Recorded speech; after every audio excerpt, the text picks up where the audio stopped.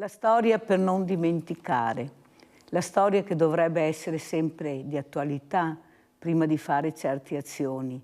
Abbiamo visto, grazie e ringrazio il maestro Giovanni Vello per avermi mandato questi video, questa musica, questi ricordi, ma soprattutto ci sono sempre i bambini in evidenza. Bambini che non hanno fatto niente, solo nati nel momento sbagliato, nel posto sbagliato. La storia avrebbe dovuto aver insegnato ai potenti della terra che non si può continuare a uccidere persone che non c'entrano niente solo perché sei una rivista, vuoi diventare sempre più in alto, sempre più ricco, sempre più potente. Perché ce n'è per tutti. Il problema è che non riescono a capirlo. Il potere dà alla testa. Tanto è vero che il bravo Andreotti diceva il potere logora chi non ce l'ha. Però chi non ce l'ha va fuori di testa.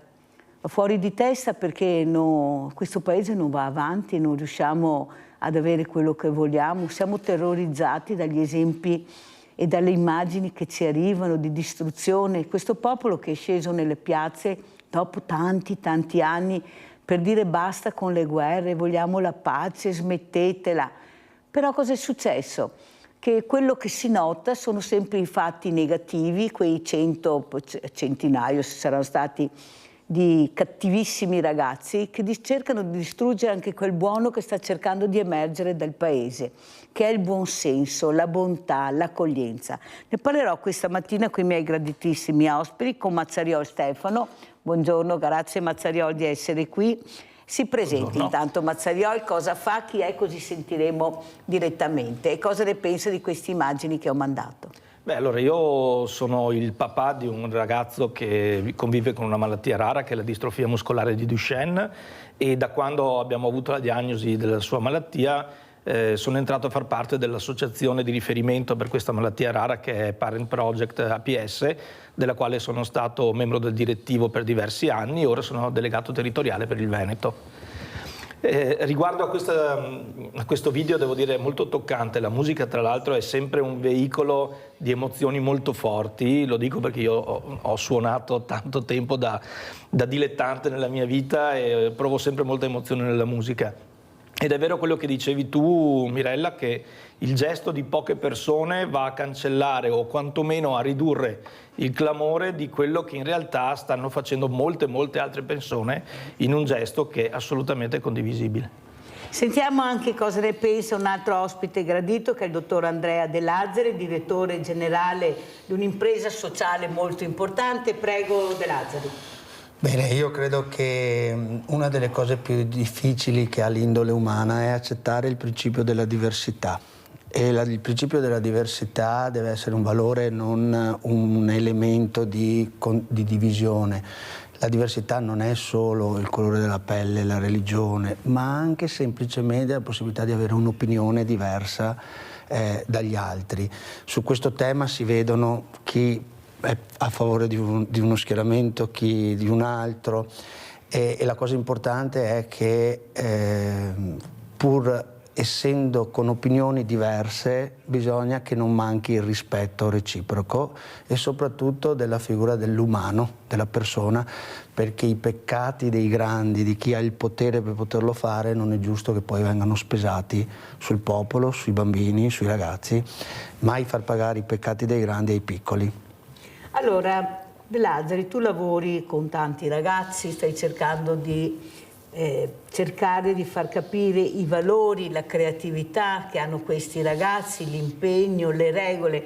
Come vedi, Andrea, questi ragazzi, ecco, dalla tua angolazione, come li vedi? Questo popolo poi molto giovane che in momenti di emergenza lui c'è, si muove, dà il proprio contributo, eppure facciamo fatica a vederli. Io spero che con la mia trasmissione, che li chiamo i ragazzi bravi, no, i bravi ragazzi sono quelli che si comportano male, che poi alla fine senti, ma era un bravo ragazzo. No, i ragazzi bravi sono quelli che rispettano le regole, che cercano di dare il proprio contributo, che cercano di fare una cittadinanza attiva. Prego, De Lazzari. Allora, ogni azione, credo che un ragazzo che sia nelle condizioni di intendere e di volere sa esattamente se è volta verso il bene o verso il male. Quindi una delle cose che noi cerchiamo di trasmettere ai nostri ragazzi è la capacità di comprendere ciò che sta al di là della scelta che fanno, ok? Ad ogni azione corrisponde una reazione, no?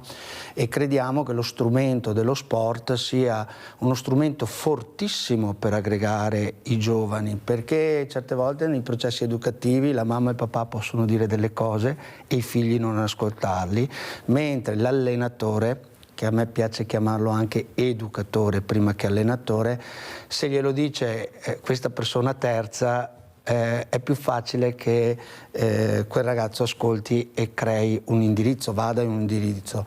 Noi diciamo che la TL Etica, che è forse una delle poche società sportive attuali che ha fatto la scelta di andare anche nella direzione del terzo settore, perché le società sportive sono tutte, quasi tutte all'interno del registro ex-CONI, oggi si chiama RAS, ma poche iscritte anche, come l'associazione di Mazzariol, al registro del terzo settore. Perché?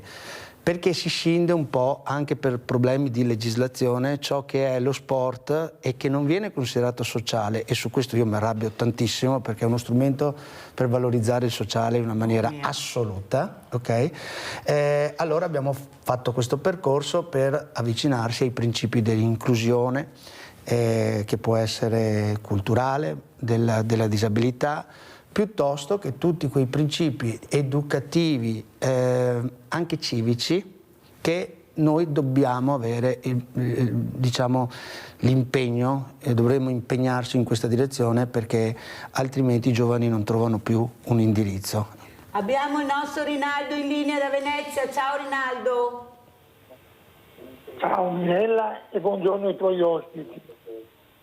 Purtroppo l'ultima guerra. Ciao Mirella e buongiorno ai tuoi ospiti.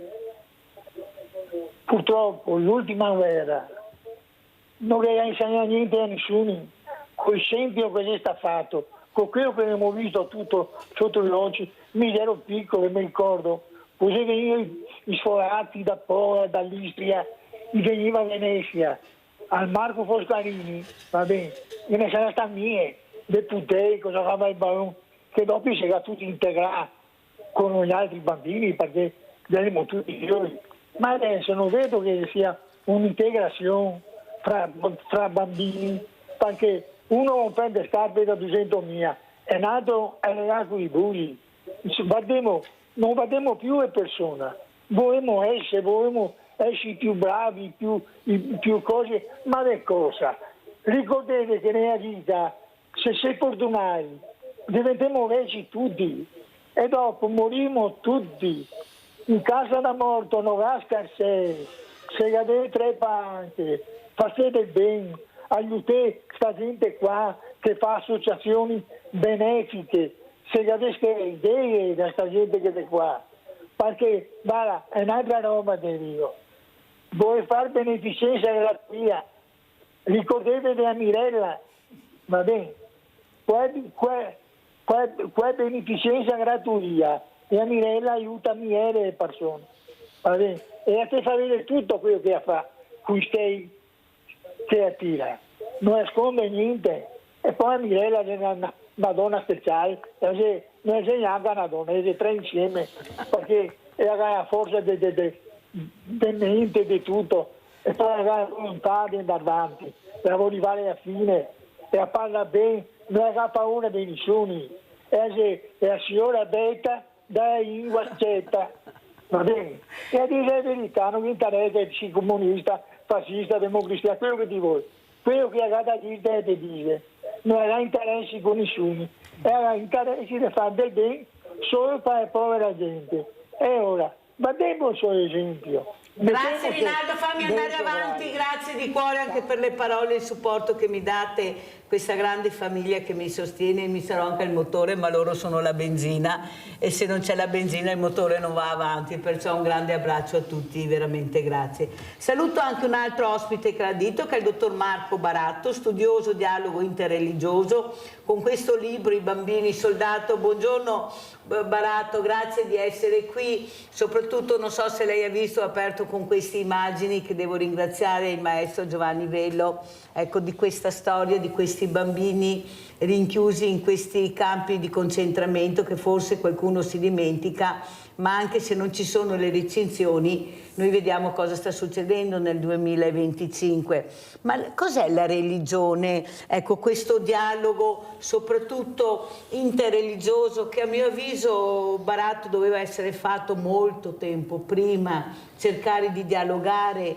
Noi abbiamo visto popolazioni che andavano d'accordo, tante etnie messe assieme, all'improvviso qualcuno accende la miccia e succede il finimondo. Non sono più fratelli, non sono più amici, ma soprattutto i fratelli musulmani, Baratto, dovevano essere loro a partire molto tempo fa, perché si sapeva che la cenere stava covando e poteva essere incendiata. Dovevano loro intervenire per capire che col dialogo forse non si arrivava a quello che stiamo vedendo e subendo in questi ultimi mesi e anni. Prego, dottor Baratto. Innanzitutto un saluto a tutti e grazie Mirella sempre per l'ospitalità. Una bellissima trasmissione la vostra, perché parla al popolo, nel senso buono del termine, non è populismo ma parla al popolo. Detto questo, il problema è che ci sono anche ancora oggi campi di concentramento, purtroppo, cioè non è solo la seconda guerra mondiale che ha visto campi di concentramento, per la verità anche prima della seconda guerra mondiale, perché ricordiamoci la guerra anglo-boera in Sudafrica aveva visto i primi campi di concentramento, su base etnica oltretutto. Quindi dopodiché abbiamo avuto l'orrore della Shoah, l'orrore dei campi di sterminio nazisti, ma ancora oggi esistono campi di concentramento. Magari non hanno il filo spinato, magari non hanno le guardie attorno, però c'è un'infanzia negata in molte parti del mondo. Penso al Nord Africa. Nel Nord Africa abbiamo casi dove i bambini vengono indottrinati non tanto su basi religiose quanto su basi, ad esempio, politiche, in odio verso un altro Stato vicino. Questi campi sono supportati tra l'altro da nazioni con cui noi facciamo tranquillamente affari, anzi da cui noi comperiamo il gas, comperiamo idrocarburi e quindi indirettamente finanziamo anche queste situazioni di questi bambini e di questi adulti che vengono indottrinati politicamente e di odio verso un'altra nazione. Quindi i campi di concentramento esistono ancora, purtroppo. Il dialogo c'è. Secondo me il problema è che noi tendiamo troppo a generalizzare.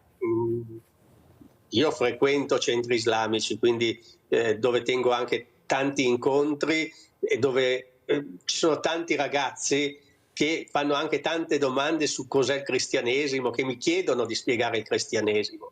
Il problema non è tanto le persone che frequentano i luoghi di culto, sono le persone che non frequentano i luoghi di culto ad essere quelli più pericolosi, perché tutto sommato in realtà la fede è un legame di limite, cioè nel senso ci permette di autolimitarci. Lo erano e lo sono gli oratori che hanno una funzione sociale importantissima che tutti noi dimentichiamo anche oggi, soprattutto anche i cristiani dimenticano, perché non danno quell'aiuto ai parroci di cui hanno bisogno, ma anche ad esempio i centri islamici sono luoghi dove i ragazzi che frequentano, e nella maggior parte dei casi sono quelli che frequentano i luoghi religiosi che sono i ragazzi migliori. Sono quelli che sono invece lontani dalla fede nel senso lato del termine, che sono le persone che si prestano, diciamo, anche ad atti non legali. Quindi in realtà bisognerebbe implementare il dialogo con quelli che frequentano luoghi di fede indipendentemente dal credo, perché la religione è un freno ed è anche una promozione di dialogo allo stesso tempo. Quindi forse se anche smettessimo di criminalizzare i luoghi di culto sarebbe una buona cosa. Grazie veramente, dottor Barato, per quello che ha detto e come ha cercato di spiegare che c'è anche una volontà di capire, ecco, dove vivi, che religione c'è, perché c'è questa religione, cosa vuol dire. Io penso però che bisogna anche capire che forse qualcuno dovrebbe ascoltare di più quelle persone che soffrono anche in Italia, che sono questi genitori che sono tutti proiettati, orientati per il bene del proprio bambino, del proprio ragazzo, della propria famiglia. Queste malattie rare che sono tantissime, ma siccome sono tantissime con pochi numeri tutti non fanno rumore. Invece bisogna iniziare a far capire che bisogna fare rumore. Sono nate queste associazioni perché questi genitori hanno fatto rete, hanno voluto andare oltre quello che ricevevano, perché non ricevevano niente in cambio. Mio figlio non può rimanere così, possibile che non ci sia nessun altro che ha questa malattia. Allora andiamo a vedere il primo video che ha portato Stefano Mazzariol, proprio questa conferenza sulla distrofia di Duchenne. Andiamo a vedere.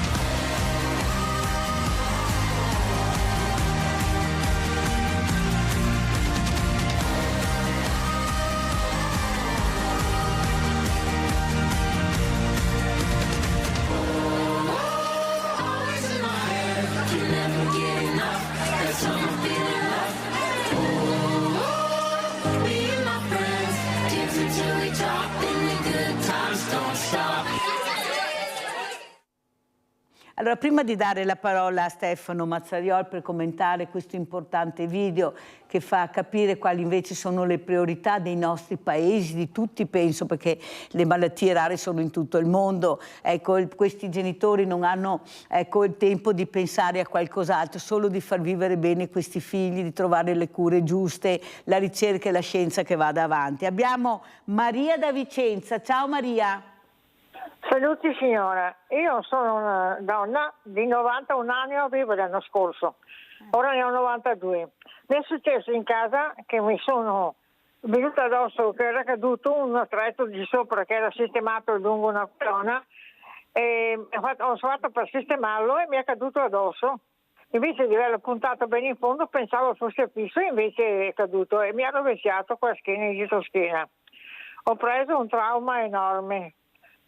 Ho potuto piano piano, ho sentito che non è rotto, ho sceso le scale seduta piano piano.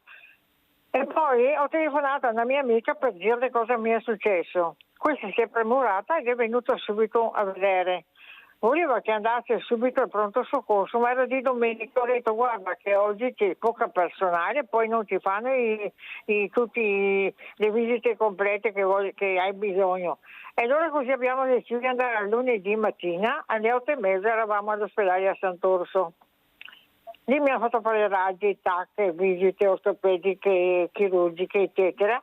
Mi hanno trattenuta, sono tornata fino alle 2:30. E lì, quando mi hanno dato la carta per la via, mi ha detto lei non può partire se non ha il corsetto su. Alle 2:30, anche la mia amica ha detto, ma dottore abbiamo ancora da mangiare e i negozi sono chiusi? E allora mi ha fatto firmare una carta che io prendevo la responsabilità di andare a casa, e alle 4 siamo andati a Tieni a comprare questo corsetto. Quando l'ho visto ho immaginato che è una cosa dura da portare, le maglie che avevo intorno, maglie. E mi hanno prenotato, mi ha detto all'ospedale, una visita neurochirurgica a Vicenza. Mi hanno fissato la data, adesso non mi ricordo il giorno quando siamo andate, ma dopo non molto.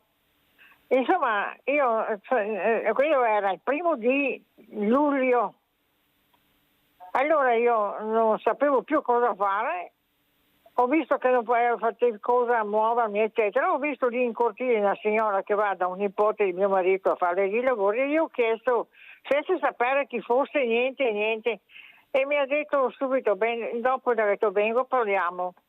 È venuta, mi ha dato il biglietto del suo numero di telefono, il nome si chiama... Beh, non dirlo, vai.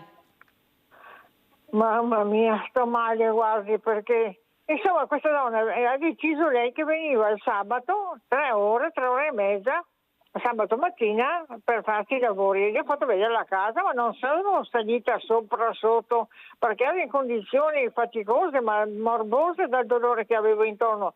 Più era caldo da morire, questo corsetto su che ti russava da per tutti gli angoli. Ho sofferto una pena della morte quasi. Sì che è venuta, ma sì, lavorava bene all'inizio, era anche modesta, era gentile. Poi ho cominciato a cambiare, dire che ho troppi articoli in casa, troppi lavori da fare, troppo qua, troppo là. Insomma, continuava a lamentarsi. Ma dopo mi è venuto un dubbio, perché io quando sono andata all'ospedale mi hanno fatto togliere gli ori che avevo addosso perché fare questi esami. Sì. Li ho dati a mia amica dopo me li ha portati. E io ho messi così in un cassetto in camera. E dopo del tempo mi è venuto in mente, ma allora quando stavo veramente male non neanche pensavo agli ori. Insomma, lì dove pensavo di averli messi non li ho più trovati. Ho detto forse ho sbagliato a ricordarmi, mi ricordo, non lo so, il dolore era tanto. E dai, cerca. Insomma, sono andata avanti fino... Anche adesso quest'estate ho continuato a cercare. Perché mia amica ha detto, io vado a denunciare, perché mi hanno portato via una collana grossa che mai con crocifisso di mio marito, 2 collane mie, 2 anelli, una collana con la medaglia. Ascolta, Maria, lascia il tuo numero di telefono, ho capito cosa è successo, mi dispiace tantissimo Maria, ma soprattutto voi dovete capire che queste persone sono vive. Lei ha 92 anni, lei ha bisogno di parlare, di dire quello che prova, di quello che ha sofferto, di quello... Perciò Maria, mi dispiace anche sai interromperti, ma ho capito benissimo cosa è successo. Purtroppo Maria, purtroppo bisogna stare attenti. Pensa Maria che quando mi chiedono hai qualcuno da mandarmi in casa magari, io non mando mai nessuno, perché non si è mai sicuri di nessuno. E dico sempre, appoggiatevi al vostro parroco che conosce la situazione magari del paese e magari lui ha qualche persona da mandare, perché poveretti sono anche persone da supportare. Perciò guarda Maria, intanto un abbraccio da tutti noi e complimenti per la tua età, di come ti esprimi, per la grinta che sentiamo che hai. Certo che la rabbia è tanta e anche il dolore, perché sono effetti veramente personali molto cari, indipendentemente dal valore. Sono, ecco, di mio marito, cioè sono effetti personali che non è che puoi ricomprare, sono cose che ti distruggono veramente. Perciò Maria cara, poi ti richiamo, sai, sono sicura che ti richiamo, lascia bene il tuo numero di telefono per vedere magari se c'è qualcuno che può anche supportarti anche psicologicamente, perché come dici hai anche problemi di salute, ma è possibile, con tutto il mondo è volontariato. precariato che abbiamo e non riusciamo ad arrivare in queste case. Un grande abbraccio Maria. Allora Stefano, ecco, abbiamo sentito, ecco, voi capite l'importanza di farli parlare perché non li ascolta nessuno, io invece li ascolto. Ecco, cerco anche qualcuno taglio, qualcuno lascio di più perché magari so come gestire la situazione, però voi capite che noi dobbiamo stare attenti a queste situazioni. Ecco, quello che volevo chiederti, Stefano, cosa vuol dire sentirsi soli in un momento anche terribile dove ti hanno diagnosticato la malattia rara di tuo figlio, però rimboccarsi le maniche e dire no, devo andare avanti, devo cercare di capire se c'è qualcosa nel mio paese, dove trovare qualcuno che mi può aiutare. Ecco, cosa è successo, Stefano? Il momento della diagnosi è sempre un momento molto critico sul quale c'è da lavorare molto perché chiaramente i medici fanno il loro lavoro, devono comunicare una diagnosi che prevede una serie di accorgimenti e una serie di indicazioni che un genitore vive sicuramente male perché vede crollare tutte le aspettative che si stava generando su un figlio che era nato apparentemente sanissimo nel nostro caso, quindi diciamo in quel momento ti crolla un po' il mondo addosso, o per citare una frase di un caro amico, non sai se essere più spaventato per quello che ti senti dire in quel momento o più preoccupato per quello che verrà dopo quel momento. Fortunatamente non è più il mondo in cui la malattia rara significava non sapere cosa fare, per quanto ci si senta spesso dire è una malattia contro cui non c'è niente da fare, in realtà non è così, contro le malattie rare c'è veramente tanto da fare. Un gruppo di genitori negli anni 90 ha deciso che bisognava cominciare a far squadra, conoscersi, soprattutto conoscersi, contarsi, fare esperienze, ed è nata questa associazione di cui faccio parte anch'io. Quindi le associazioni come la nostra aiutano proprio ad uscire dallo stato di solitudine che percepisci nel momento in cui ti arriva la diagnosi di una malattia che non conosci, conoscono veramente pochi, i parenti, gli amici non sanno come gestire e quindi l'entourage tenderebbe a portarti la solitudine e l'isolamento. La stessa tristezza che cade addosso a una famiglia chiaramente porterebbe a isolarsi, a chiudersi. Bisogna reagire soprattutto per capire che non siamo da soli. Parent Project, che è l'associazione appunto che si occupa della malattia di mio figlio Marco, ha fatto proprio scuola su tutto quello che hanno imparato i genitori negli anni 90, negli anni 2000, per portare le loro esperienze a utilizzo di quelli che sono arrivati dopo, come noi e come quelli che stanno purtroppo arrivando ancora oggi, perché comunque ogni giorno nascono ragazzi con la distrofia di Duchenne. Però questo aiuta perché rende ogni giorno la situazione meno ripida, perché si sa cosa fare, sai che non è finita lì la vita, ma vai a costruire comunque un futuro per i tuoi ragazzi, che è un futuro diverso da quello che te lo immaginavi prima, ma è un futuro che può dare ancora tante soddisfazioni e tanti momenti molto molto positivi, come stiamo vivendo noi col nostro ragazzo. Allora andiamo a vedere anche adesso, andiamo da Andrea De Lazzari, questo video atletica e lo commentiamo.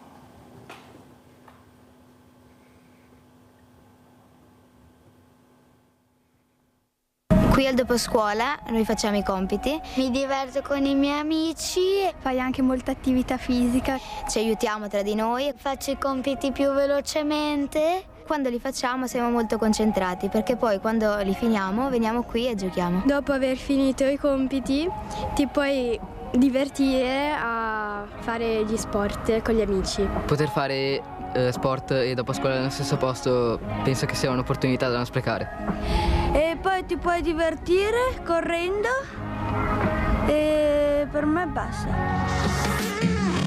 Sport e mente open di ATL Etica e Parrocchia Chiesa Votiva di Treviso è il doposcuola educativo a indirizzo sportivo che valorizza tutti i talenti. Un doposcuola responsabile che si avvale di educatori preparati e accoglienti, rivolto a tutti i ragazzi dai 6 ai 17 anni, a giovani con disabilità e a famiglie con fragilità sociali, ma anche a volontari, liberi professionisti, educatori e tecnici sportivi. Stimolanti laboratori educativi che comprendono approfondimenti STEM e naturalmente tanto sport, con lezioni quotidiane di atletica, footbike e molto altro. Il mio mega sogno è di diventare un calciatore Vorrei viaggiare per tutta l'Africa aiutando chi ne ha bisogno. Professionista. Vorrei lavorare nel settore informatico perché penso che sia quello più in crescita per ora. Diventare una giornalista. Io vorrei diventare una campionessa di atletica. Essere una famosa attrice, mi piacerebbe. Beh, a me piace molto la tecnologia, quindi mi piacerebbe diventare un informatico. A me piace disegnare, perciò credo che divento un artista. Sport Mente Open mira a valorizzare i giovani, accogliendo i loro sogni e talenti in un contesto sereno e stimolante, con un focus specifico sullo sport.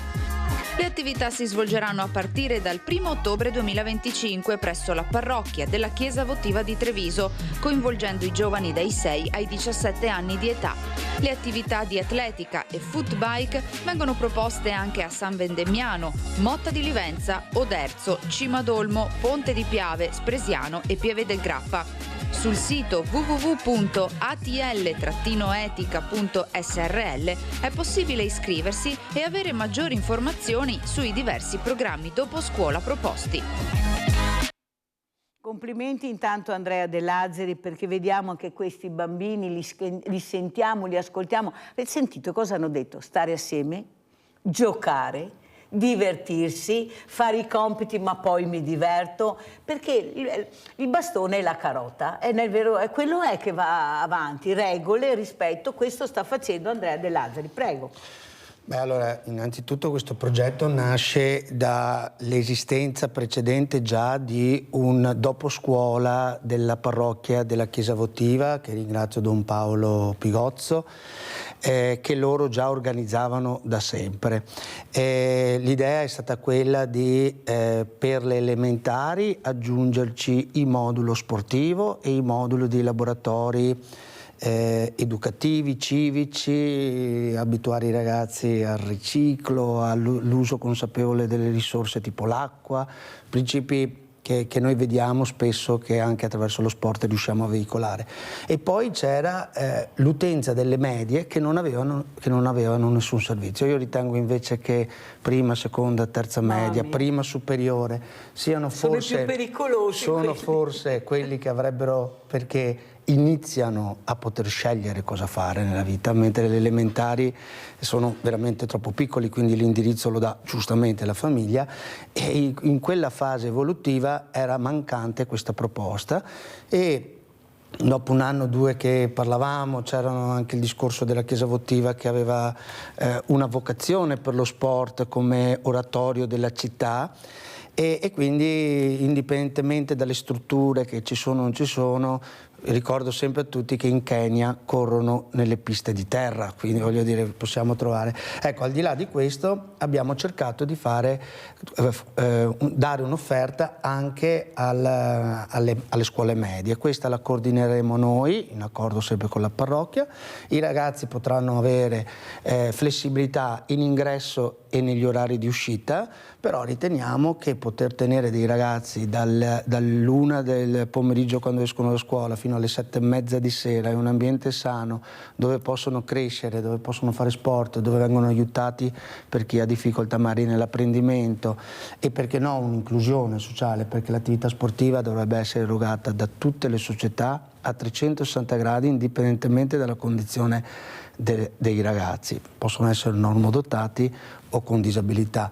Tant'è che per esempio ATL Etica ha fatto un percorso di avere tutte le affiliazioni anche alle federazioni sulle disabilità fisiche e mentali, spinte dal principio del terzo settore.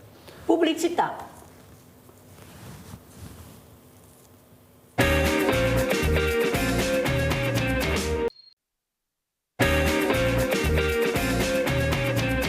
Abbiamo in linea Leone da Tre Baseleghe. Ciao caro Leone, prego.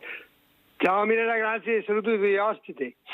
Allora, per le malattie rare, Mirella, c'è troppa poca ricerca, perché non ci sono i soldi. Però per le armi, per gli eserciti, ci sono sempre. Come mai? Che strano. Per il dialogo interreligioso, io ho lavorato su una nave da crociera.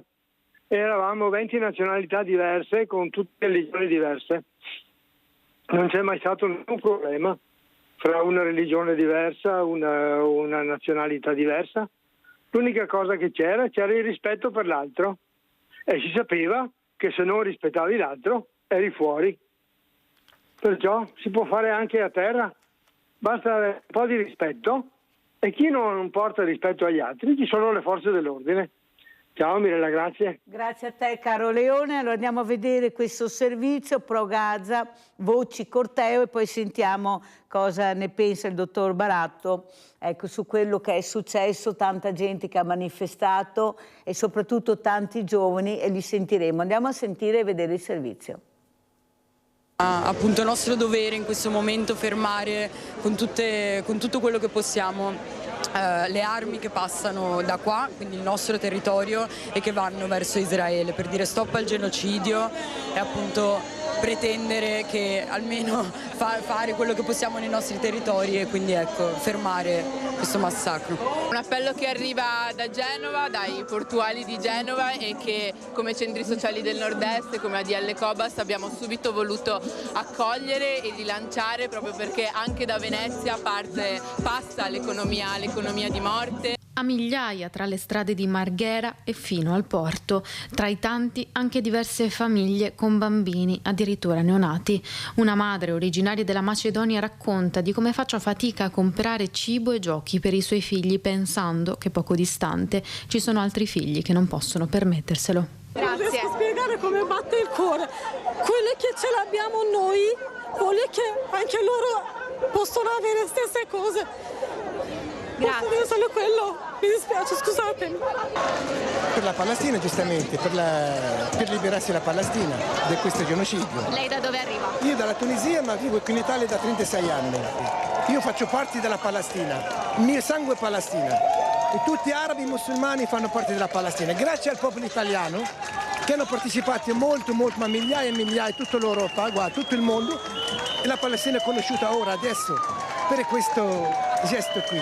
Sono due fazioni, ma c'è soltanto Israele contro dei civili disarmati, sperando di dare un contributo reale e di lanciare un segno anche al governo. Noi siamo i sanitari per Gaza di Verona e siamo dei sanitari che vogliono sensibilizzare le persone a questa grave crisi umanitaria e sanitaria che c'è a Gaza. 1677 e di più sanitari sono stati uccisi, molti sono detenuti nelle prigioni torturati per evitare la cura delle persone adesso e anche in futuro, perché non ci saranno più medici sanitari disponibili per curare le nuove generazioni e per insegnare agli altri. In testa al corteo per tutto il giorno anche il fondatore della comunità palestinese. Nel 98 eravamo in pochi, però siamo sempre di più. Noi in tutto il Veneto quasi tutti sono cittadini italiani, persone di qualità, medici, ingegneri, architetti, alcuni magari non fanno il proprio lavoro, però tutti sono laureati. E la nostra presenza non solo nel Veneto ma anche nel mondo intero è stata sempre una presenza positiva e responsabile in tutto il mondo. Ecco perché questa grandissima solidarietà e questo sostegno enorme in giro per il mondo sarebbe giusto come minimo dovere rispettare la volontà degli altri popoli, rispettare, aiutare il popolo palestinese ad avere la sua libertà. Allora, dottor Baratto, come commenta questi video, queste parole molto sentite, parole che penetrano? Non lo vedo, il dottor Baratto? È caduto in questo momento, allora cerchiamo di riprendere, ecco, no, niente. Allora, sentiamo invece appunto Marco. Cioè, no. Allora, Andrea De Lazzari, dottor De Lazzari, cosa dici di questi video, di questi giovani che protestano, che poi alla fine è una protesta per la pace, contro la guerra, per il benessere dei popoli, e per questo protestano. Ecco, lei appunto che con questi giovani sta cercando di trovare un dialogo anche molto importante. Allora, non sono uno storico, sociologo, e quindi faccio fatica a dare un giudizio su quello che è stato il percorso storico di questo contrasto, ma è lì latente da centinaia di anni. Ritengo che qualsiasi manifestazione che porti come principio la volontà di creare la pace abbia il diritto di poter essere, anzi avremo tutti il dovere di doverci partecipare. Mi fa piacere che per esempio si notava che ci sono anche dei ragazzi giovani da questo punto di vista. Tanti ragazzi giovani, quindi non è neanche così vero che i ragazzi si disinteressano a questi temi. La dottrina sociale della Chiesa, anche la Chiesa nella storia ha sbagliato, ok?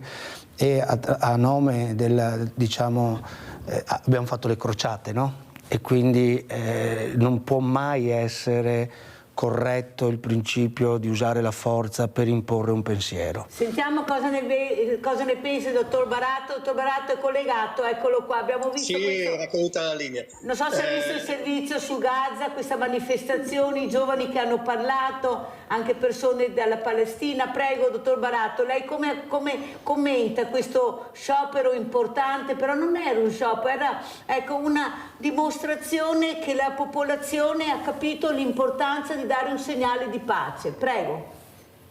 Dato che ho un po' di sangue veneto, devo dire che sono contento di vedere i veneti che si sono comportati in maniera molto ma molto civile, se rapportati possiamo dire a chi invece ha sfruttato per ragioni non legali la manifestazione a favore della Palestina a Milano e in altre città. Quindi hanno dato una dimostrazione di civiltà grandissima.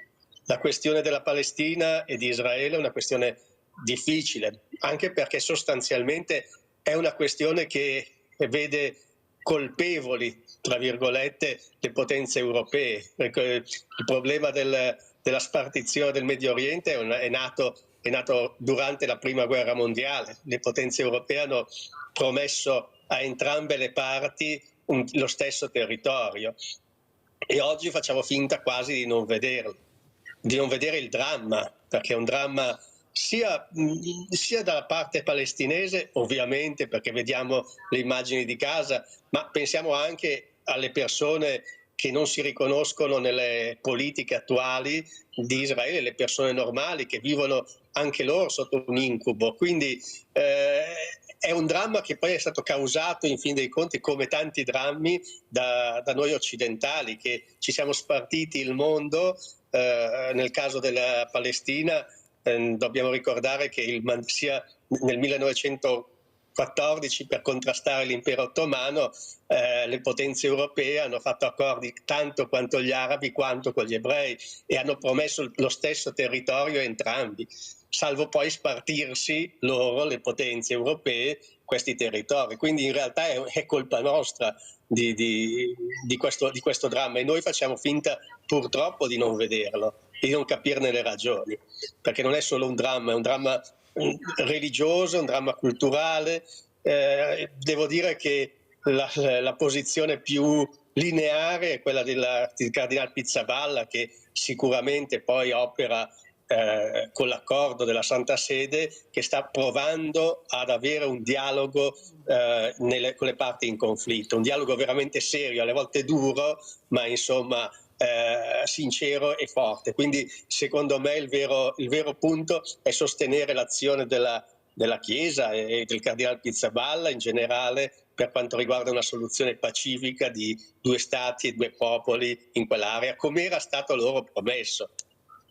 Dottor Baratto, come vede lei la situazione in futuro? Secondo lei si arriverà alla pace, si arriverà a due stati, oppure prevarrà quello che noi abbiamo visto, il potere, il dominio, il business, i soldi, la ricchezza? Cosa vede lei? Questi ragazzi che sono partiti con queste navi, queste persone, e avete visto cosa è successo ieri, è molto pericoloso, mettono a repentaglio la loro vita, avete visto questi droni che sono caduti. Come vede lei la situazione? Cosa vede nel futuro dalla sua angolazione, dottor Baratto? Guardi, noi stiamo purtroppo involvendo verso una situazione molto simile a quella dell'Europa e del mondo del 1940. Se non addirittura del 1914, come ha detto giustamente il Capo dello Stato.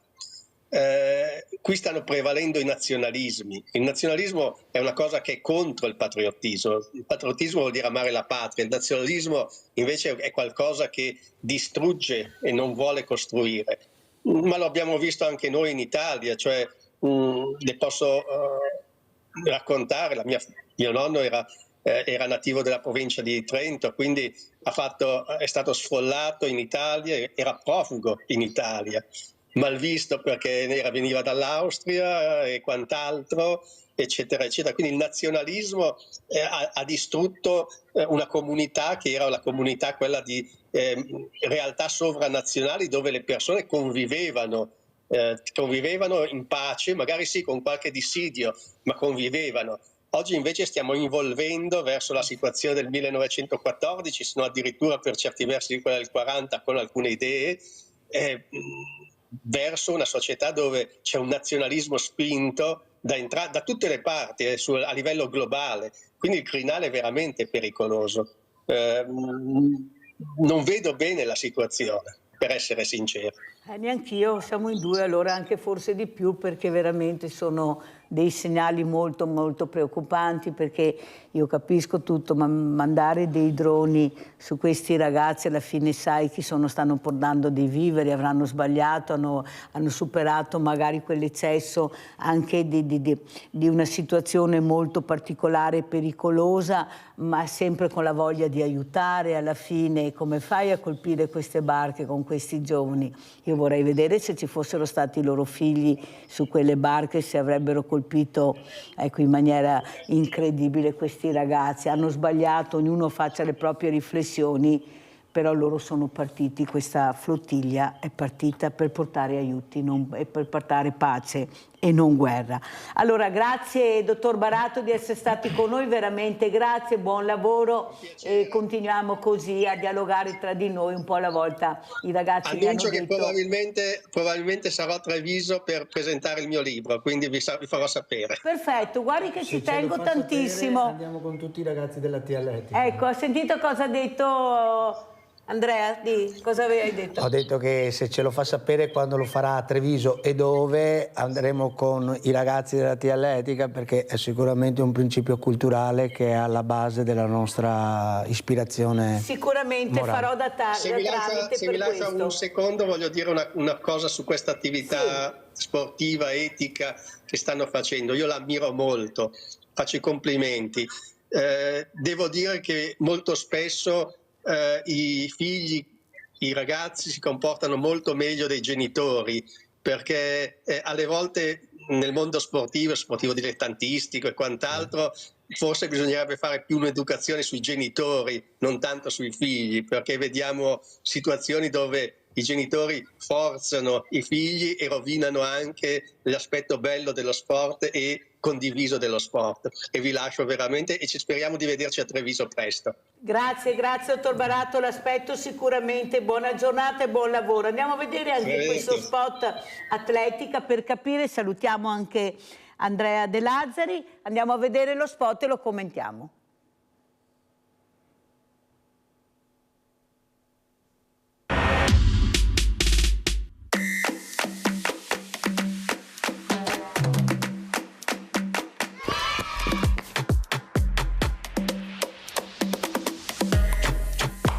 Sport e mente open di ATL Etica e Parrocchia Chiesa Votiva di Treviso è il doposcuola educativo a indirizzo sportivo che valorizza tutti i talenti. Ecco, stavo interloquendo con i miei ospiti naturalmente. Sentiamo come ci saluta Andrea De Lazzari, allora con questo bellissimo spot, con questo video che abbiamo visto, e complimenti, prego. Beh, complimenti a voi innanzitutto perché abbiamo fatto una scelta comunicativa, usare la televisione che nel mondo dell'atletica non sempre viene facilmente usata, perché lo riteniamo uno strumento fondamentale per entrare nelle case dei trevigiani. Questa è un'iniziativa volta non solo a Treviso ma anche ai comuni limitrofi, e finalmente devo dire che abbiamo trovato una casa, un ambiente dove poter applicare le nostre filosofie, la nostra mission. Quindi ringraziamo anche la parrocchia della Chiesa Votiva che ha accolto Don Paolo Pigozzo, che ha accolto questa nostra proposta, e stiamo lavorando insieme per creare un servizio alla città importante. Quindi coloro che vogliono aiutarci, vogliono venire a fare il centro, vogliono dare contributi anche da parte di altre associazioni, anche a spot. La cosa bella di questa iniziativa è che è la casa per i giovani dello sport e per creare uomini di valore in futuro. Grazie veramente al dottor De Lazzari di essere stato con noi, Andrea De Lazzari, grazie, mentre il nostro Stefano Mazzariò rimane con noi, grazie ancora al dottor Buratto. Pubblicità.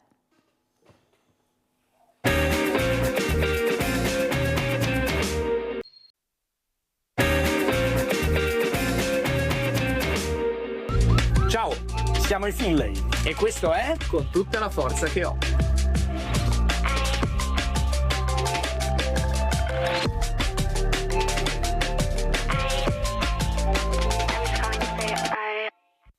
Ciao ragazzi, noi siamo i Finlay e io sono Pedro, cantante della band. Chitarra. Dani, batteria. Ivan, il bassista. Siamo i Finlay, siamo una band da quanto? Da tanti anni, dal 2002. Troppi. E nel 2006 abbiamo pubblicato una canzone che si chiama Tutto è possibile.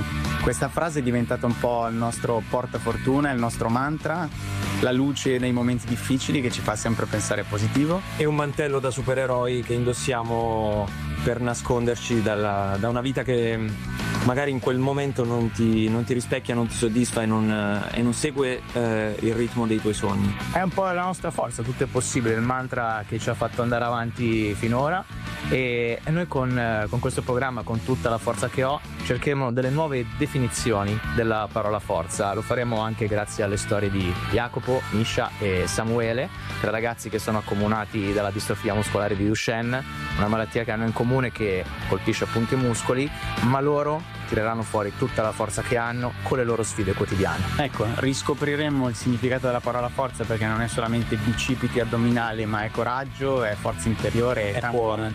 È cuore. Noi cercheremo di aiutarli a tirarla fuori e partirò io. Oh, cominci tu. Partirò io, se non vi scoccio. Sono un po' preoccupato. Che fai da tutor? Beh, però devo dire che è bello avere amici su cui contare, che si fidano di te. Ragazzi, non vi preoccupate, mi prendo... Temo un po' la tua sensibilità da rinoceronte, cazzo, devo dire. Non preoccupare, stai al sicuro. Partiamo da Jacopo, un ragazzo di 22 anni, friulano, che studia a Padova. Allora andiamo a conoscere Jacopo. Dai! Allora, oltre che a Stefano Mazzariò, saluto veramente Silvana Fanelli, segreteria CGIL. Grazie Silvana di essere qui, grazie veramente. Saluto anche Marco Semenzato assieme a Emanuele Nozza, presidente Croce Rossa Italiana di Venezia. Eccoli qua, sono in due. Grazie veramente Marco di essere qui anche tu. È un momento molto importante per questo papà, per Stefano Mazzariò, che è vicino a Mirella, per far capire che invece di essere veramente proiettati per aiutare, ecco, le malattie rare, i grandi della terra sono proiettati per le terre rare, che è una cosa completamente diversa. Ecco, perché le terre rare ti fanno diventare sempre più potente e più ricco, invece le malattie rare creano problemi, a quello che ho capito e visto. Allora vorrei chiedere a Silvana Fanelli, segreteria CGIL, ecco, cosa devono fare queste persone, questi genitori che lavorano poi, e non è facile gestire questi ragazzi che hai in casa con queste malattie, perché devi essere sempre sul pezzo. Ecco, questa vita che non ti permette più di vivere con un solo salario, neanche con due ormai, perché io ieri abbiamo aperto il banco alimentare e con 2 stipendi non ce la fanno. Ma cosa sta succedendo, Fanelli? Cosa vedete voi dai vostri importanti osservatori? Soprattutto queste manifestazioni che hanno visto radunare tantissime persone di tutte le età, per la salute, per la pace, perché stare in pace vuol dire stare bene, vivere in salute contro la guerra. Prego Silvana Fanelli. Buongiorno Mirella, grazie come sempre dell'invito e buongiorno ai tuoi ospiti e ai telespettatori. Cosa sta succedendo? Sta succedendo che come dire, le scelte politiche del mondo stanno andando in una direzione che non è quella di un'attenzione alle popolazioni, ma pochi a un'economia di guerra. Per questo le piazze che chiedono la pace non sono piazze diverse da quelle che chiedono maggiori investimenti nella sanità pubblica o che chiedono dei salari dignitosi o che chiedono maggiore salute e sicurezza, perché se noi investiamo in armamenti, come stiamo facendo, non solo sottraiamo risorse agli investimenti sociali, in un'economia più sociale, ma anche ci prepariamo a un'escalation che già stiamo vedendo nel mondo verso dei rapporti di forza che non sono più regolati o trattati attraverso la diplomazia, ma che si pensa di poter regolare attraverso l'uso delle armi. E quindi tutto quello che non è espressione della forza intesa proprio in forza fisica, muscolare, di potere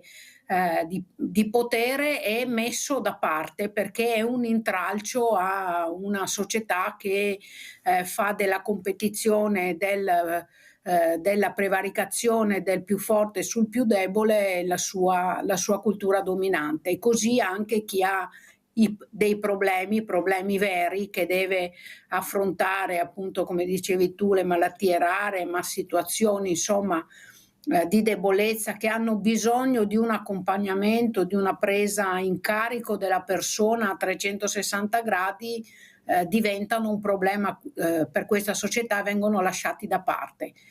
Ciò che ci dicono le piazze che dicevo prima è che forse c'è un cambiamento e la società civile e la maggioranza delle persone vogliono una società diversa da quella che invece i potenti della terra stanno costruendo.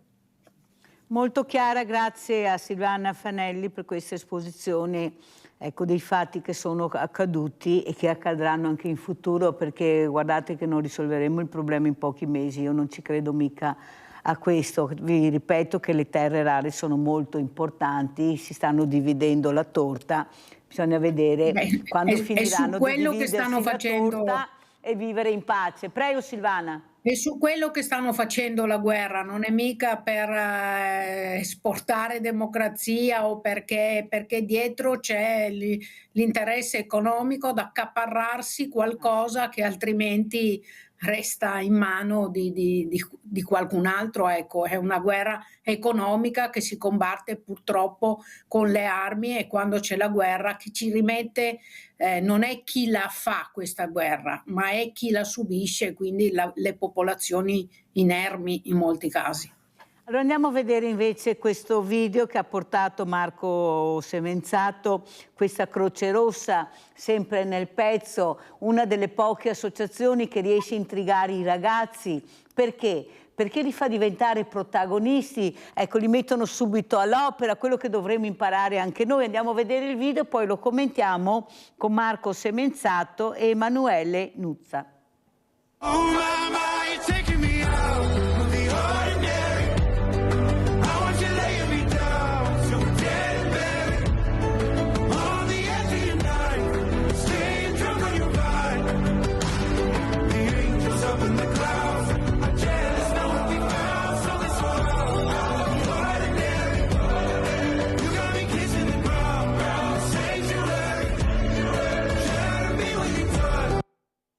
Allora Marco Semenzato, come commentiamo questa Croce Rossa sempre nel pezzo? Molti ragazzi, siete nel mondo, cercate di aiutare, di fare il possibile per arrivare dove potete arrivare, siete anche strutturati molto bene, questo bisogna darne atto ed è molto importante. Forse noi siamo molto fortunati ad avere voi, penso a quei morti come vengono portati via, come vengono curati, non c'è niente di niente su questi paesi, con questi popoli. Guardate i bambini diversamente giovani, diversamente agili, come li chiamo io, questi ultimi non possono neppure scappare, là non arriva la Croce Rossa e anche se voleste arrivare non vi farebbero arrivare, a mio avviso. Cosa pensi Marco? Come stai vivendo questo momento? Tu che sei nel pezzo per cercare di aiutare, prego.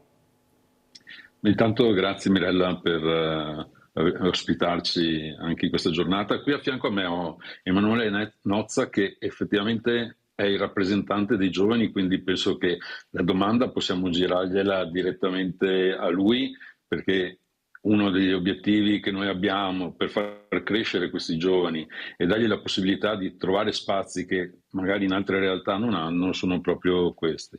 Dopo, come hai detto tu, effettivamente a volte dove non arriviamo noi non è perché non vogliamo arrivare, ma i nostri principi e il nostro principio di indipendenza soprattutto a volte ci costringe a stare fermi e aspettare che ci diano l'ok per magari entrare anche in zone di guerra o in zone dove effettivamente Croce Rossa non è presente come Croce Rossa, è presente comunque al limite con mezza Luna Rossa, non riusciamo ad arrivare proprio al dunque, ma solo per poter tenere quel principio di indipendenza e di neutralità che ci rende unici da questo punto di vista. Però per quello che riguarda i giovani, se posso do parola a Emanuele. Sì, gliela diamo dopo a Emanuele Nozza sicuramente, però volevo sentire anche da te, perché voi siete quelli che siete al timone, siete quelli che avete il percorso in mano da fare con questi ragazzi, è come l'allenatore di calcio, no? Siete la famiglia, poi diventate dei punti di riferimento importanti,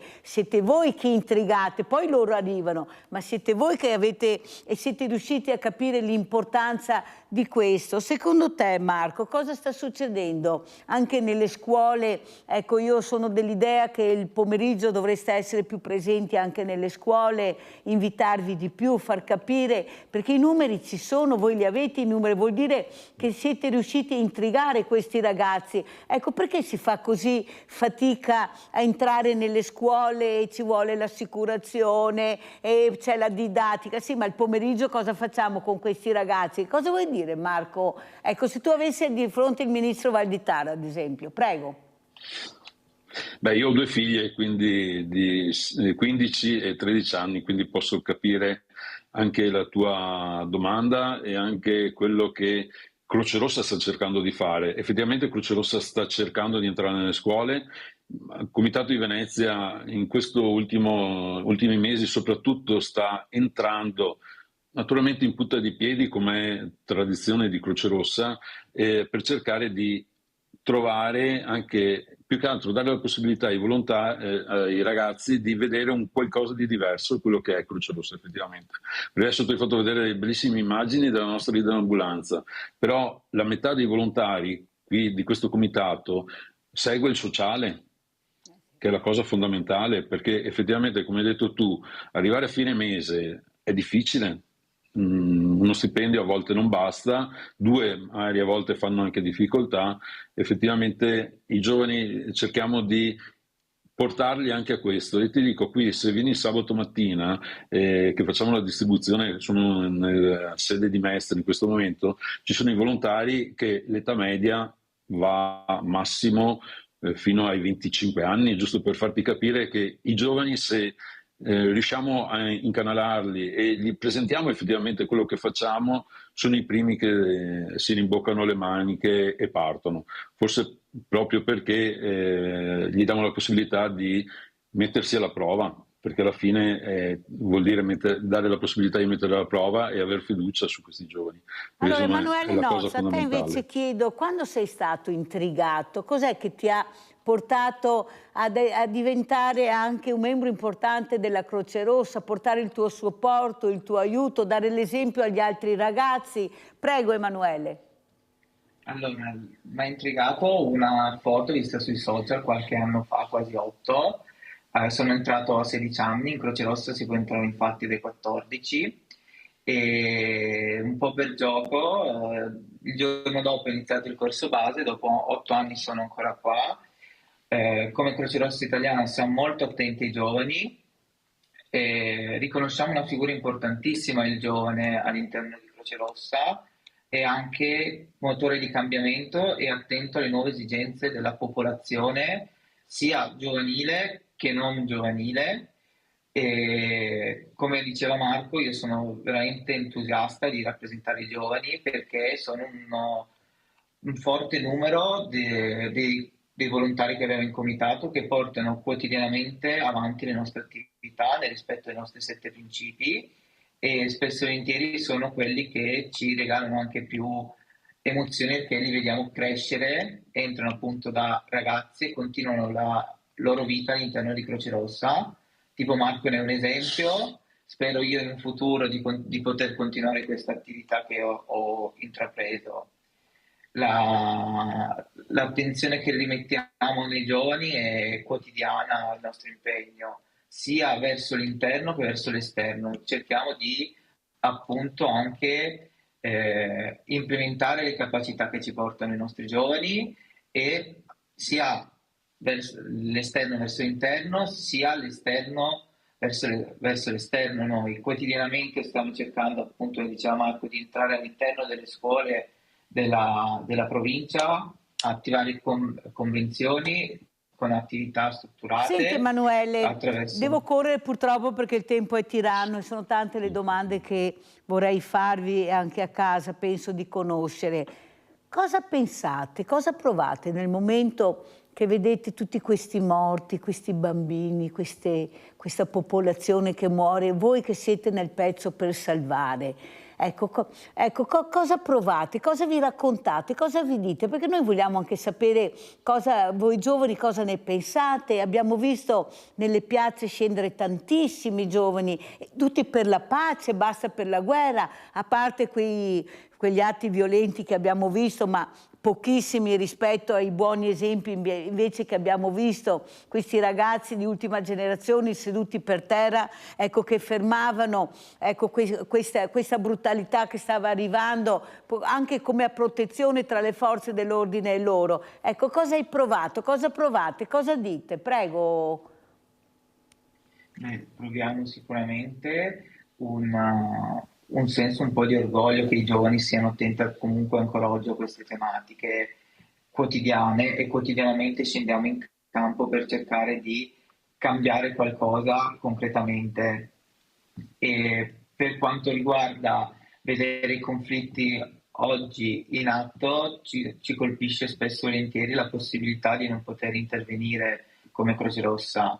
Siamo un po' inermi a volte, perché non vengono rispettati i nostri principi e non c'è possibilità di portare il nostro messaggio umanitario e il nostro soccorso, che molto importante. Emanuele, grazie anche perché fai capire che i giovani parlano tra di loro, quelli che sono nel pezzo, quelli che vivono le situazioni, quelli che stanno facendo una cittadinanza attiva con le associazioni, con i sindacati, con le scuole, con i genitori che sono scesi nelle piazze con i loro bambini, perché sapevano che erano per la pace. Perciò io ho portato mio figlio.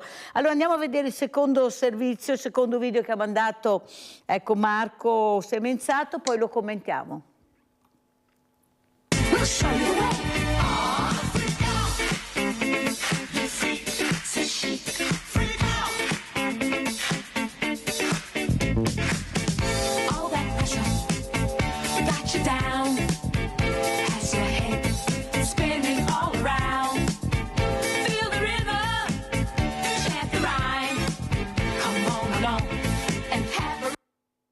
Allora io vorrei chiedere a Stefano Mazzarioli invece cosa si prova a chiamare la Croce Rossa, a vedere la Croce Rossa attiva, a sentire questi ragazzi.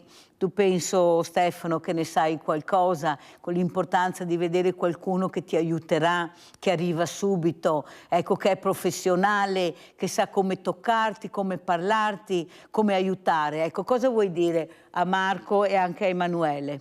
La cosa più bella è vedere ragazzi che impiegano il proprio tempo, invece di utilizzarlo egoisticamente per degli hobby, per altre attività, lo utilizzano per essere di supporto alle altre persone. È una cosa bellissima, soprattutto da chi sa che vive una situazione che un giorno potrebbe aver bisogno di qualcuno che dia un aiuto, che dia un supporto, ed è importante sapere che ci sono giovani che hanno voglia di veramente impiegare la loro vita e il loro tempo libero su queste attività qua. È una cosa che incoraggia molto, perché purtroppo spesso si vedono giovani che sono un po' persi rispetto a determinati ideali di solidarietà e di aiuto, e invece vedere persone così che veramente hanno intenzione di dare priorità nella loro vita a queste cose, incoraggia molto noi genitori, che dobbiamo comunque educare dei ragazzi e dare spesso magari delle indicazioni di modelli utili da seguire, di modelli importanti da seguire.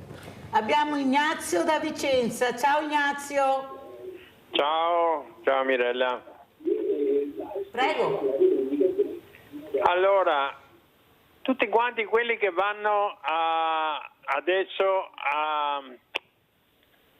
in piazza che sono solo là a far casini perché per manifestare non sono capaci, sono solo capaci di rompere, di spaccare, di fare dei danni, no? Dov'erano il 7 di ottobre quando Hamas ha ucciso, ha violentato e ha ucciso bambini, ne ha fatto di tutti i colori con gli ebrei. Basta così Ignazio? Sì, grazie. Grazie a te Ignazio. Allora Fanelli, sentiamo Silvana Fanelli come risponde a Ignazio, ma soprattutto anche a questo genitore. Poi parleremo anche del lavoro. Stefano, tu e tua moglie come gestivate questa situazione non facile? Ecco, devi trovare qualcuno, se non hai parenti qualcuno costa, sentiremo. Allora prego Silvana Fanelli. Condanna a quello che è successo il 7 ottobre è stata forte da parte di tutti, nessuno ha e che gli ostaggi dovessero essere rilasciati è sempre nelle richieste di tutti quelli che stanno andando in piazza. Quindi non capisco l'osservazione, non è che è qualcosa a favore o contro qualcuno, di sicuro c'è in atto una rappresaglia, se nasce da quello, come dice l'ascoltatore, verso i palestinesi che non ha eguali e che non risponde a quello che è successo il 7 ottobre, è andato ben oltre. Qui stiamo sterminando un popolo, lo stiamo spostando da una parte all'altra perché non c'è riconoscimento dell'esistenza di un altro popolo. Dopodiché in piazza, se uno vuol guardare solo il fatto che succede e sono stati condannati i fatti che sono successi a Milano, ci sono state oltre 80 piazze nelle quali non è successo assolutamente nulla. C'è libertà di pensiero, quindi io rispetto il pensiero di quell'ascoltatore, però penso che vada anche rispettato il sentimento delle migliaia di persone che sono scese in piazza a chiedere una soluzione, che il cessate il fuoco, il rispetto della dignità umana, della persona umana e di trovare una soluzione diplomatica. Questo è quello che si sta facendo nelle piazze. Per quanto riguarda quello che diceva adesso mi chiedo scusa, il tuo ospite in studio non mi ricordo il nome, chiedo davvero scusa. Sono organizzazioni come la Croce Rossa, ma come tanti altri associazioni e enti del terzo settore sono fondamentali perché danno un supporto a chi ha bisogno di questa solidarietà, di questa assistenza che non è solo materiale, ma anche sapere che c'è un supporto di potersi appoggiare a qualcuno. È importante che ci siano, noi siamo preoccupati perché è una parte che sempre di più viene dismessa nel pubblico e vengono riempiti dei posti, meno male, da strutture private, però dovrebbe esserci una maggior risposta del sistema pubblico, le persone dovrebbero sentirsi accompagnate, prima di tutto trovare una risposta in un sistema sociosanitario pubblico e non sperare che ci sia qualcun altro che gli dà un supporto. Per fortuna ci sono, però bisogna tornare ad investire in un sistema sociosanitario pubblico all'altezza di dare le risposte di cui le persone hanno bisogno. Allora, Silvana Fanelli, quello che però io vedo, e ho avuto anche ospite sia il presidente dell'Atere che Deborah Marcon del Sunia, il problema è che non riusciamo a capire dove certi enti che dovrebbero essere di supporto alle fragilità, sto parlando adesso ad esempio della casa, io mi ritrovo a sentire degli affitti su dei locali di 30-35 metri quadri di enti di supporto di 300-400 euro di affitto. Sono entrata proprio l'altro giorno su uno di questi appartamenti assegnati, ho guardato, poveretto, sta persona che doveva entrare, ci siamo guardati, ho detto meglio che te vai a dormire in camper, vediamo qua. Ma come si fa a assegnare certi appartamenti senza il minimo di buonsenso, la caldaia, l'impianto di energia elettrica, proprio la tinteggiatura, e chiedere 300-400 euro di affitto, enti che dovrebbero essere benefici, poi un'arroganza nel dialogare. Ma cosa sta succedendo, Silvana Fanelli? Perché poi se la prendono con le fragilità che non possono difendersi, è là che io mi arrabbio. Ma dico, ma nessuno ne parla di questa cosa, i sindacati si mettono, perché Deborah Marcon poi mi ha dato ragione, ha detto è vero che succede questo, ma cosa sta succedendo? Prego. Cosa sta succedendo? Sta succedendo, lo dico anche perché so che tu hai problemi col tempo, lo dico con una frase, che al centro delle scelte a tutti i livelli c'è il profitto e non c'è soprattutto delle scelte, cioè se questa logica del profitto attraversa, diventa la scelta anche del sistema pubblico, non andiamo da nessuna parte, non c'è più la presa in carico della persona. Il tema della casa è un tema che intreccia qualsiasi tematica, anche quella del del mismatch, come si dice, tra domanda e offerta di lavoro, perché se le persone non trovano un posto dove stare, se non facciamo delle politiche abitative da quanti anni? 20 anni, 25 anni nel nostro paese non si fa una politica abitativa di edilizia sociale pubblica, di attenzione ai prezzi degli affitti, è tutto orientato al profitto, alla locazione turistica.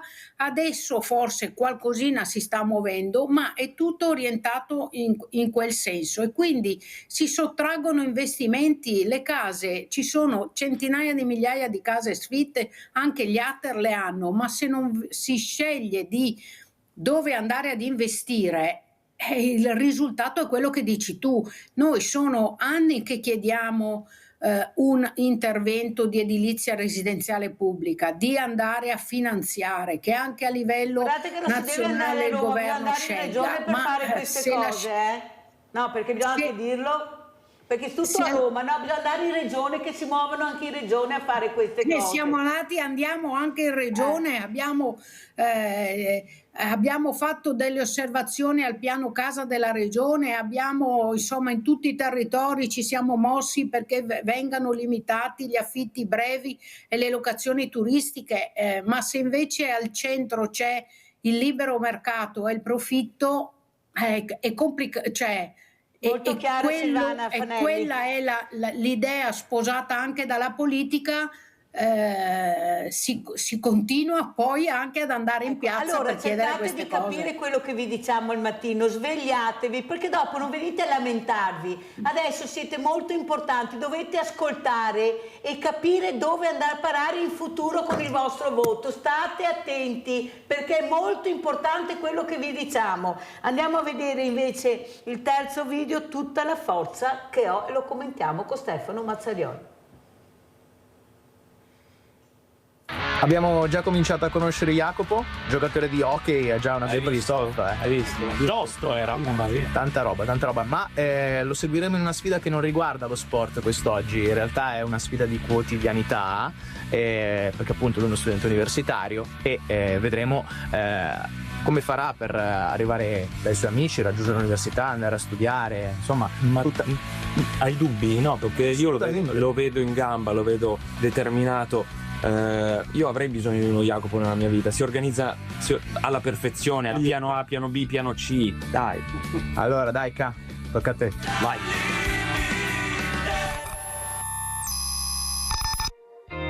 Ciao Jacopo. Ciao K. Ciao, molto piacere di conoscerti. Piacere mio. Senti, mi hanno detto che ogni tanto in giro per le strade di Padova si vede sfrecciare una carrozzina, è vero? Sì, diciamo che l'Università di Padova mi garantisce un supporto nei trasporti dalla residenza all'università, però quando ci sono le belle giornate in estate in primavera approfitto per sfrecciare con la mia carrozzina a 14 km/h nelle vie della città, tant'è che ti racconto questo piccolo aneddoto. Tempo fa, 2 estati fa, mi sfreccia a fianco una carrozzina rosa con questa ragazza che sfrecciava più di me e ho detto: mi vuoi sfidare? E quindi ho accelerato, l'ho raggiunta e poi l'ho sorpassata. Questo è stato un sorpasso incredibile.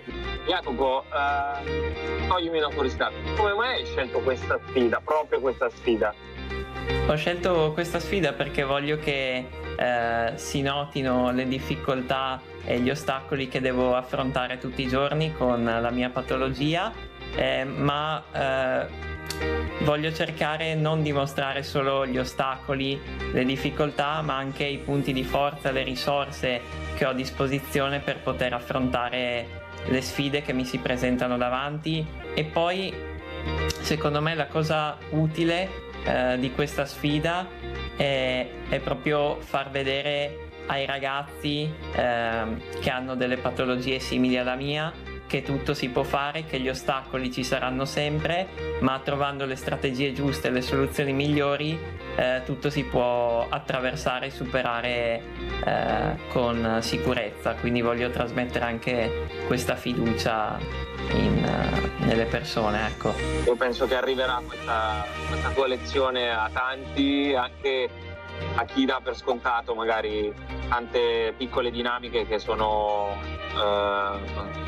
attività banali per tanti, ma imprese vere e proprie per chi come te le deve affrontare magari su una carrozzina, e immagino anche proprio la difficoltà nel pianificare tutto al minimo dettaglio, con un piano B sempre pronto in tasca perché non si sa mai, e in questo Lorenzo immagino sarà di grande supporto. Certo, assolutamente. Volevo sapere, tu in questa sfida passerai una giornata in università dove hai anche tanti amici, immagino. Sì, ci saranno i miei compagni di corso o comunque degli amici che ho conosciuto qui a Padova, e oltre appunto a Lorenzo, il mio assistente. Sono contento di fare il tifo per te e di essere in qualche maniera un supporto, un tutor in questa sfida, e non vedo l'ora di vedere cosa combinerai. Intanto in bocca al lupo Jacopo per questa sfida, e io ti seguirò, come ti dicevo farò il tifo per te e voglio sapere com'è andata, quindi mi raccomando devi dare il massimo, anzi di più. Grazie, mi ha fatto molto piacere conoscerti. Piacere mio, davvero. Allora io, come ho promesso Stefano Mazzarioli, inviterò questi ragazzi, tu mi aiuterai, perché io sto facendo una battaglia per le fragilità, per dare voce, per sentirli. Avete visto la voglia di vivere, la gioia di vivere che hanno. Noi dobbiamo supportarle, voi a casa dovete aiutarmi. Dobbiamo supportare queste fragilità perché hanno tutto il diritto di vivere una quotidianità che basta investire e loro ce la faranno. Questi sono ragazzi che vanno all'università, che prendono i mezzi di trasporto, che guidano anche la macchina, dobbiamo supportarli. Giulia da Venezia, ciao Giulia. Sì Mirella, ciao, buongiorno a tutti e anche ai tuoi ospiti che hai là. Allora Mirella, io volevo dire, mi hai sentita fino adesso? Sì Mirella? Sì. Sì.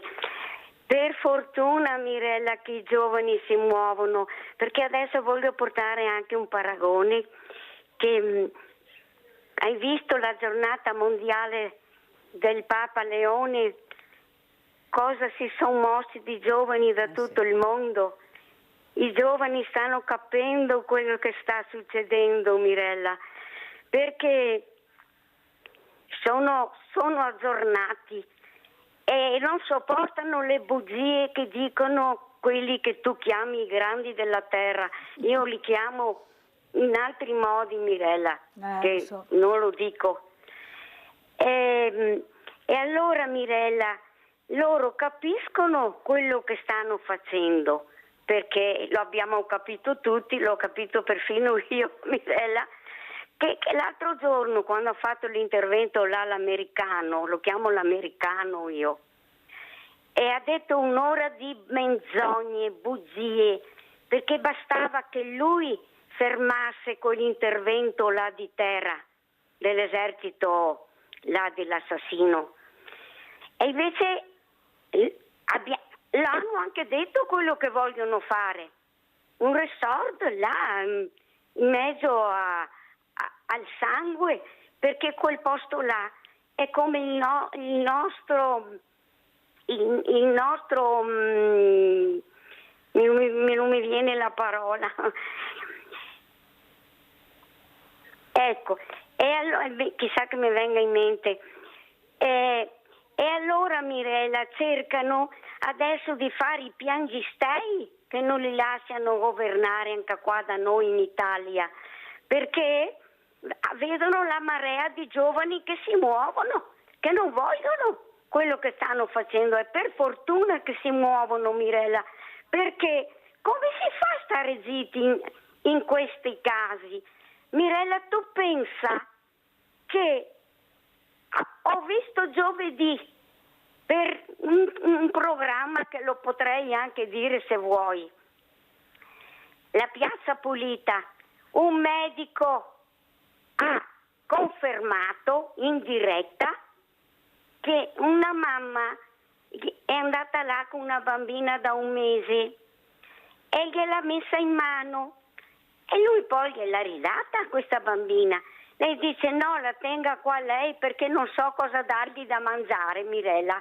Se non mangiano, non hanno niente, sono in mezzo alla fame, cosa può dare a quella bambina? Grazie Mirella? Giulia, devo interrompere perché Stefano deve andare via. Ti ringrazio tanto della telefonata, di quello che hai detto. Avete sentito questi diversamente giovani che hanno voglia anche di far sentire la loro voce, che è giustissimo, e ringrazio sempre di telefonare. Allora Stefano, cosa vuoi dire? Questo servizio che fa capire invece la voce che cercate di dare a questi ragazzi, con questi supporto di altri ragazzi per aiutarli, per vivere, ecco, la quotidianità anche della scuola, dell'insegnamento, della cultura, dello sport, questi ragazzi che possono anche fare sport. Prego. Io vorrei invitare tutti coloro che hanno voglia di vedere il video per intero, perché è lungo e per motivi ovviamente di tempo non era possibile mandarlo tutto, di andare a vedere dalla pagina social o dal sito di Parent Project APS, che è parentproject.it, di andare a vedere i video di Jacopo, dove fanno vedere veramente una sua giornata tipo, quando lui va all'università, quando si sposta col treno, tutto in autonomia, tutto da solo, e questo è possibile grazie alla forza. La campagna informativa che stiamo facendo si chiama Con tutta la forza che ho, che potrebbe essere indicativo quando qualcuno fa uno sforzo fisico, invece Con tutta la forza che ho mostra quanto la forza interiore, la forza di volontà, la programmazione, perché è necessaria la programmazione in queste cose, porti alla fine a raggiungere gli obiettivi che ci si fissa e i grandi traguardi che persone come Jacopo e come tantissimi altri dei nostri ragazzi stanno raggiungendo in autonomia, in lavoro, in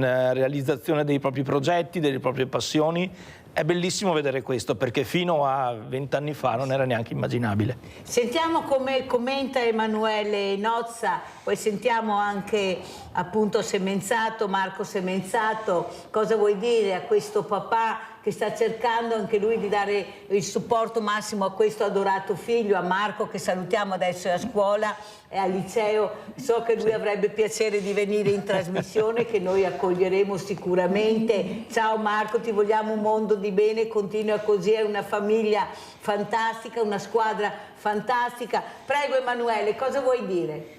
Allora, innanzitutto ciao Marco, anche dalla Croce Rossa di Giovani Venezia. Sì, noi come giovani siamo molto attenti a queste alle necessità di tutti. A me piace molto lo slogan che abbiamo usato durante il nostro 160° anniversario di fondazione, che ascoltiamo le storie di tutti e siamo ovunque per chiunque. Quindi veramente stiamo cercando di portare novità e inclusione in tutte le fasce e a tutte le persone che ci chiedono aiuto come Croce Rossa e come giovani. Marco? Sì, io ringrazio Stefano per quello che sta mettendo, perché lo mette con il cuore. È la dimostrazione che effettivamente le cose a volte in Italia funzionano proprio perché ci sono persone che ci mettono il cuore in quello che fanno tutti i giorni. E quello che sta facendo questo papà molto probabilmente accorcia i 20 anni, che 20 anni fa non si faceva nulla, ma forse sinceramente non si faceva nulla neanche 10 anni fa, perché magari sono iniziate le leggi per quanto riguardava la disabilità. Pensiamo ai marciapiedi. Abbiamo visto prima il video, cioè quanti marciapiedi sono a norma per poter permettere a una carrozzina di poter muoversi tranquillamente e in libertà.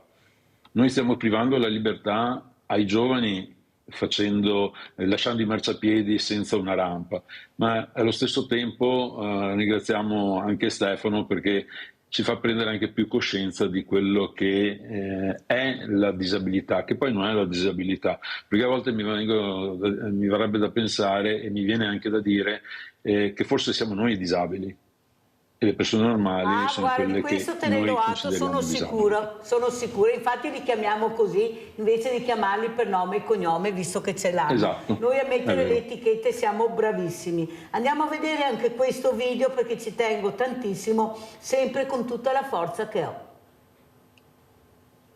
Allora Lorenzo, cosa dici di Ka? Ti è piaciuto? Sì, molto, ho notato che è bello grintoso, un po' come sei tu. Ma quindi secondo te quali sono gli aspetti più difficili di questa sfida? Diciamo che ci sono molte sfide da affrontare tutti i giorni e molti ostacoli. Io vivo la vita il più autonomamente possibile e mi piace vivere tra gli studenti, in mezzo ai ragazzi. Vivo la vita con tutta normalità, proprio come se fossi un ragazzo come gli altri.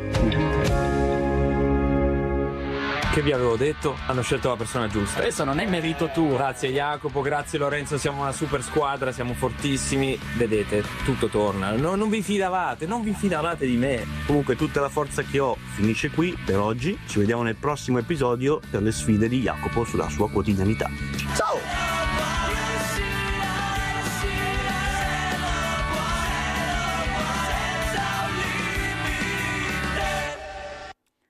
Silvana Fanelli, con tutta la forza che hai, cosa vuoi dire a questo papà, a questi genitori, a questi meravigliosi ragazzi che dicono io vivo la quotidianità come tutti voi, loro non si sentono diversi, siamo noi che li facciamo di sentire diversi, li etichettiamo, li allontaniamo, non investiamo. Prego Silvana Fanelli.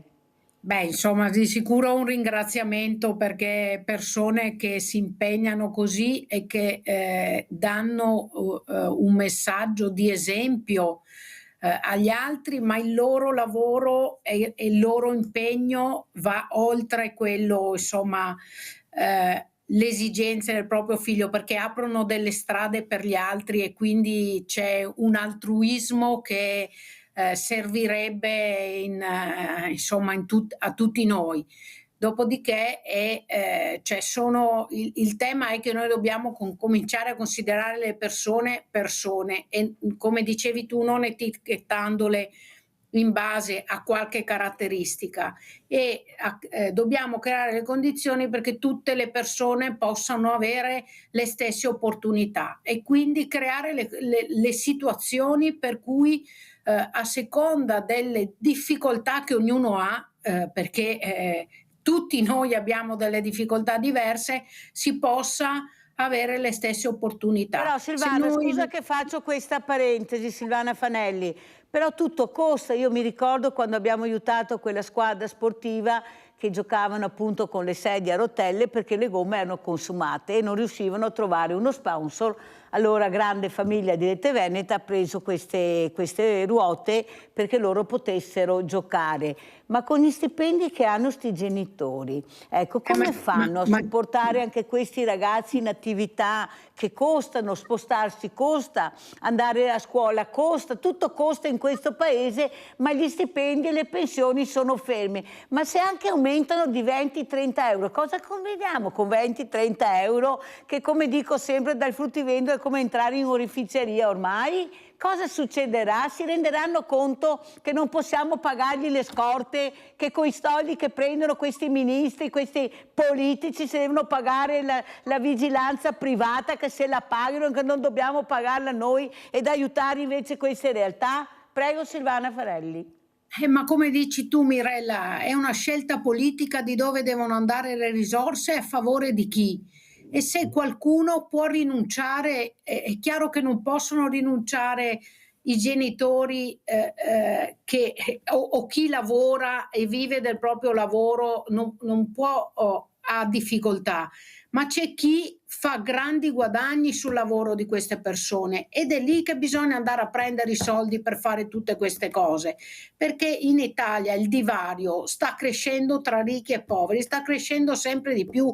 Vuol dire che le politiche sono sbagliate, perché se il numero dei ricchi che detiene una quantità di ricchezza sempre maggiore, come dire, diminuisce, e chi è in difficoltà, quindi chi vive del suo lavoro e chi diventa povero anche lavorando, anche quei numeri sono in continua crescita, vuol dire che la politica fa delle scelte che non sono quelle che vanno a sostegno della popolazione. Basta togliere qualcosa a chi, come dire, guadagna o che ha profitti o che fa utili, oltre, come dire,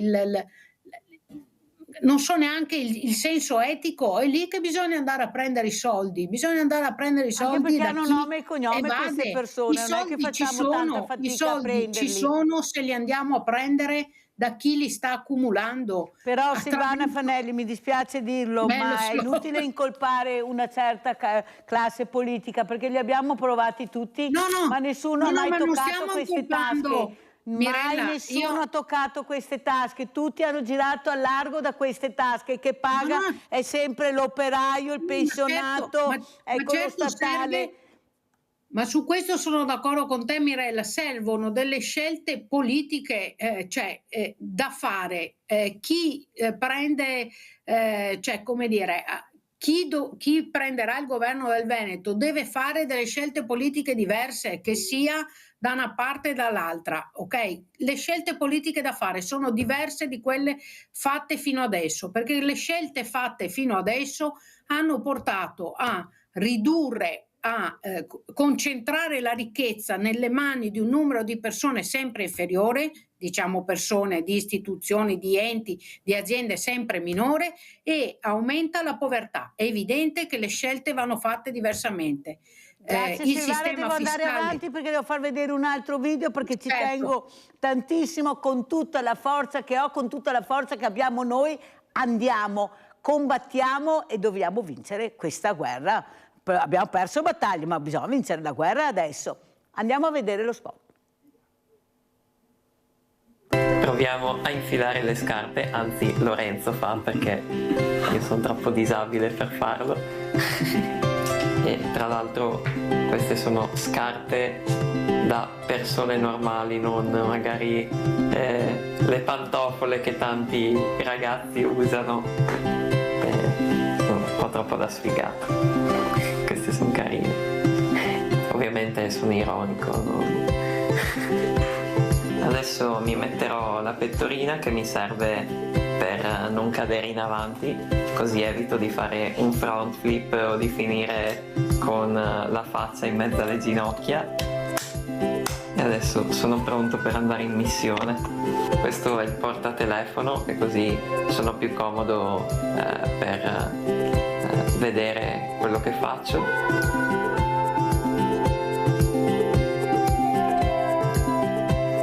Adesso siamo pronti per andare a lezione. Dai! Posso iniziare dicendo che Jacopo stile incredibile, scarpa bellissima, occhiali da sole stupendo, Vero. number one. Ma poi la telecronaca della sua giornata è incredibile, ce l'ha proprio dentro, lui vuole fare il giornalista e si vede. E poi lo vedi attentissimo al dettaglio, super ironico, mi piace. Anche la sinergia con Lorenzo, avete visto, tutto perfetto, movimenti sincronizzati, sembrano veramente Una squadra, un tutt'uno. Il loro è uno sport di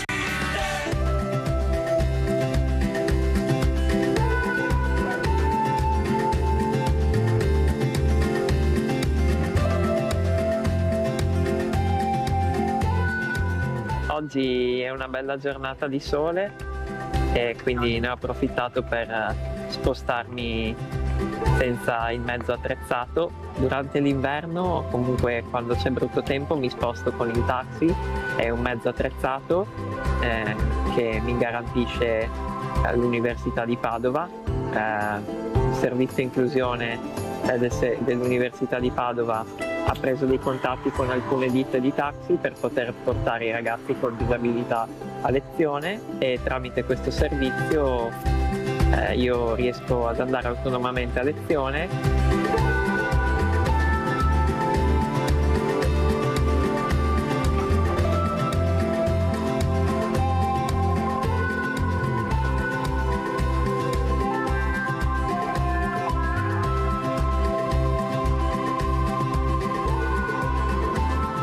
Volete sapere come prendo il treno?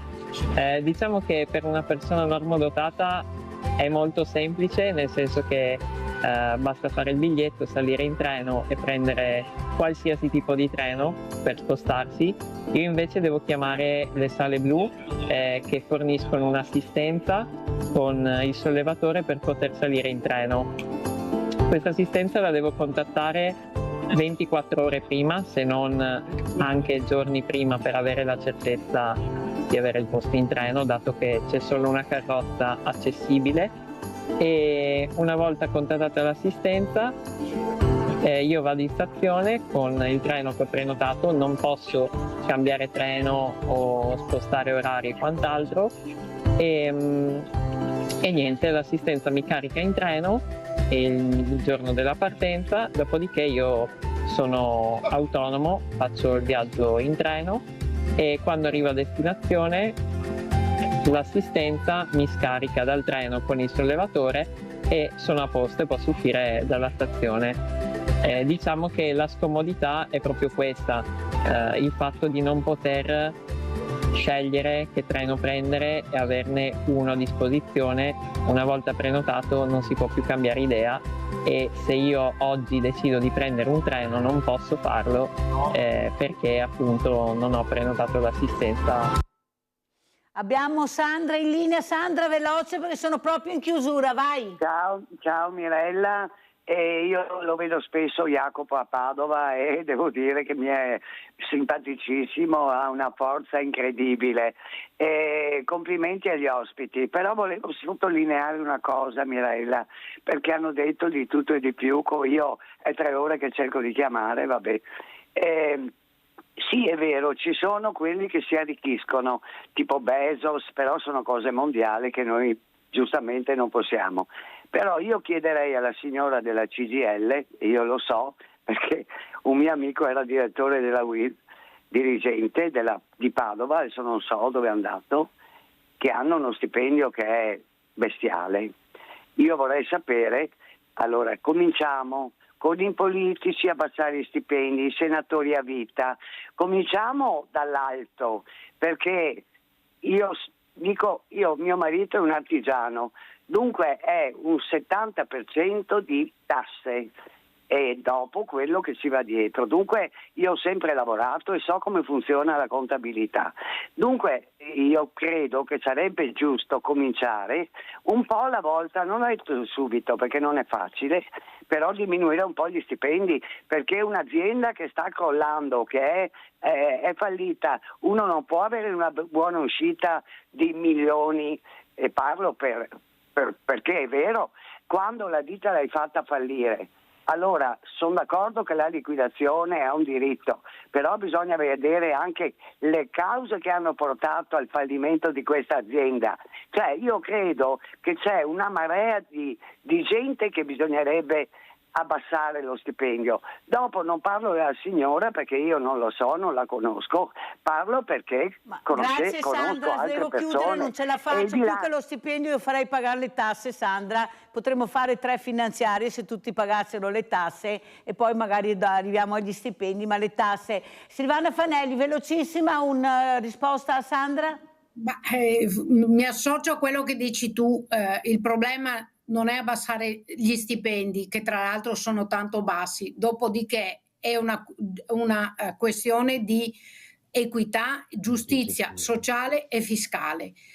Poi se uno fa fallire un'azienda, e sono d'accordo, ma l'hanno fatta fallire i lavoratori o la fa fallire chi fa le scelte strategiche?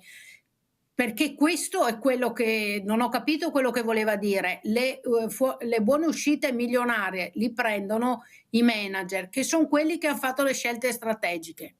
Interveniamo poi magari lì, trovano anche un posto in politica. Ecco, fanno fallire da una parte e poi li piazzano magari in Europa, in qualche posto lo trovano sempre. Grazie a Silvana Fanelli, segreteria CGIL, di essere stata con noi. Sentiamo invece come ci saluta Marco Semenzato, cosa vuol dire a questo papà, a questi ragazzi, ecco l'importanza di esserci, di essere intrigati. Vai Marco Semenzato e poi anche Emanuele Nozza, velocissimi coi saluti, prego. Certo, no, intanto grazie ancora per averci dato la possibilità anche di conoscere Stefano. Grazie, io dico sinceramente grazie per tutto quello che fa, perché è una cosa che alla fine ritorna a tutti e ritorna alle persone che ogni giorno stanno facendo del bene. Una cosa sola, stavamo facendo un attimo 2 conti, abbiamo fatto 4 corsi quest'anno, il 70% dei volontari. Vediamo le foto anche che ha mandato la Croce Rossa, Marco Semenzato, per cortesia, grazie. Prego Marco.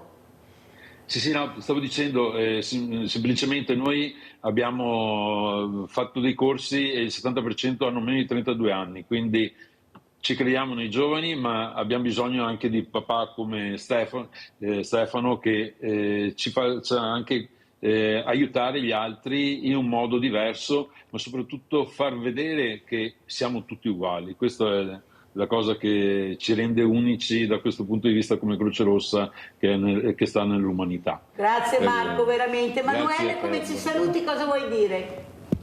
Io mi associo a quanto detto da Marco, assolutamente. È stato un piacere scoprire una nuova realtà che, come quella di Stefano, che è veramente anche tanto di ispirazione per noi giovani. Grazie anche Emanuele, veramente Nozza, grazie alla Croce Rossa Italiana di essere presente questa mattina con queste due straordinarie figure, diverse anche come età, ma che veramente fanno una squadra incredibile. Stefano, cosa vuoi dire tu allora? Beh, io ringrazio per tutte le belle parole, vorrei soltanto dire che la mia attività all'interno dell'associazione è una goccia, e insieme a tutte le altre gocce di tutti gli altri genitori, di tutti gli altri ragazzi della nostra associazione, abbiamo fatto un bel mare che ci sta facendo navigare verso un futuro che speriamo sia quanto più roseo possibile. La ricerca ha fatto tante cose, sta facendo tante cose, ma non possiamo pensare solo alla ricerca. La ricerca c'è, deve essere più importante, deve essere fondamentale, ma dobbiamo anche scoprire come far vivere la vita quotidiana al meglio a tutti quanti. I nostri ragazzi sono tosti, per primo mio figlio, ma avete visto Jacopo, ce ne sono tanti altri, e noi dobbiamo semplicemente lasciare che le loro ali si liberino e volino. Ascolta, l'ultima cosa però Stefano, questa sera tuo figlio o domani vedrà la trasmissione, cosa vuoi dire a tuo figlio? Di qualcosa a tuo figlio? Che sono orgoglioso di lui per quel che è, per quello che fa ogni giorno. Grazie veramente a Stefano Mazzariolo e a tutti i miei ospiti. Abbiamo chiuso questa seconda parte con queste parole di questo genitore che dice a suo figlio: sono orgoglioso che tu sia mio figlio. Bellissimo. A fra pochissimo, pubblicità.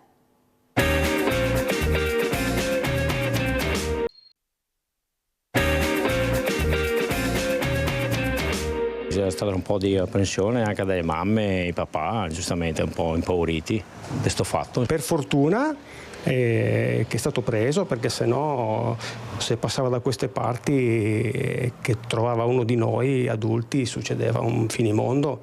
Ne ha già prese, ne avrebbe preso molto di più. Bisogna proprio metterli dentro e buttare via la chiave a sta gente qua. Tira un sospiro di sollievo il Tivole dopo l'arresto da parte dei carabinieri dell'uomo che a fine agosto aveva molestato alcune minorenni tra il parco del capoluogo e la frazione di Caselle, dove nei pressi dei campi sportivi era stato preso anche a sassate da alcuni giovanissimi atleti della squadra di calcio locale, come conferma un dirigente dell'altivolese Maser. Sono stato diciamo che felice, insomma, che abbiano reagito a un fatto del genere.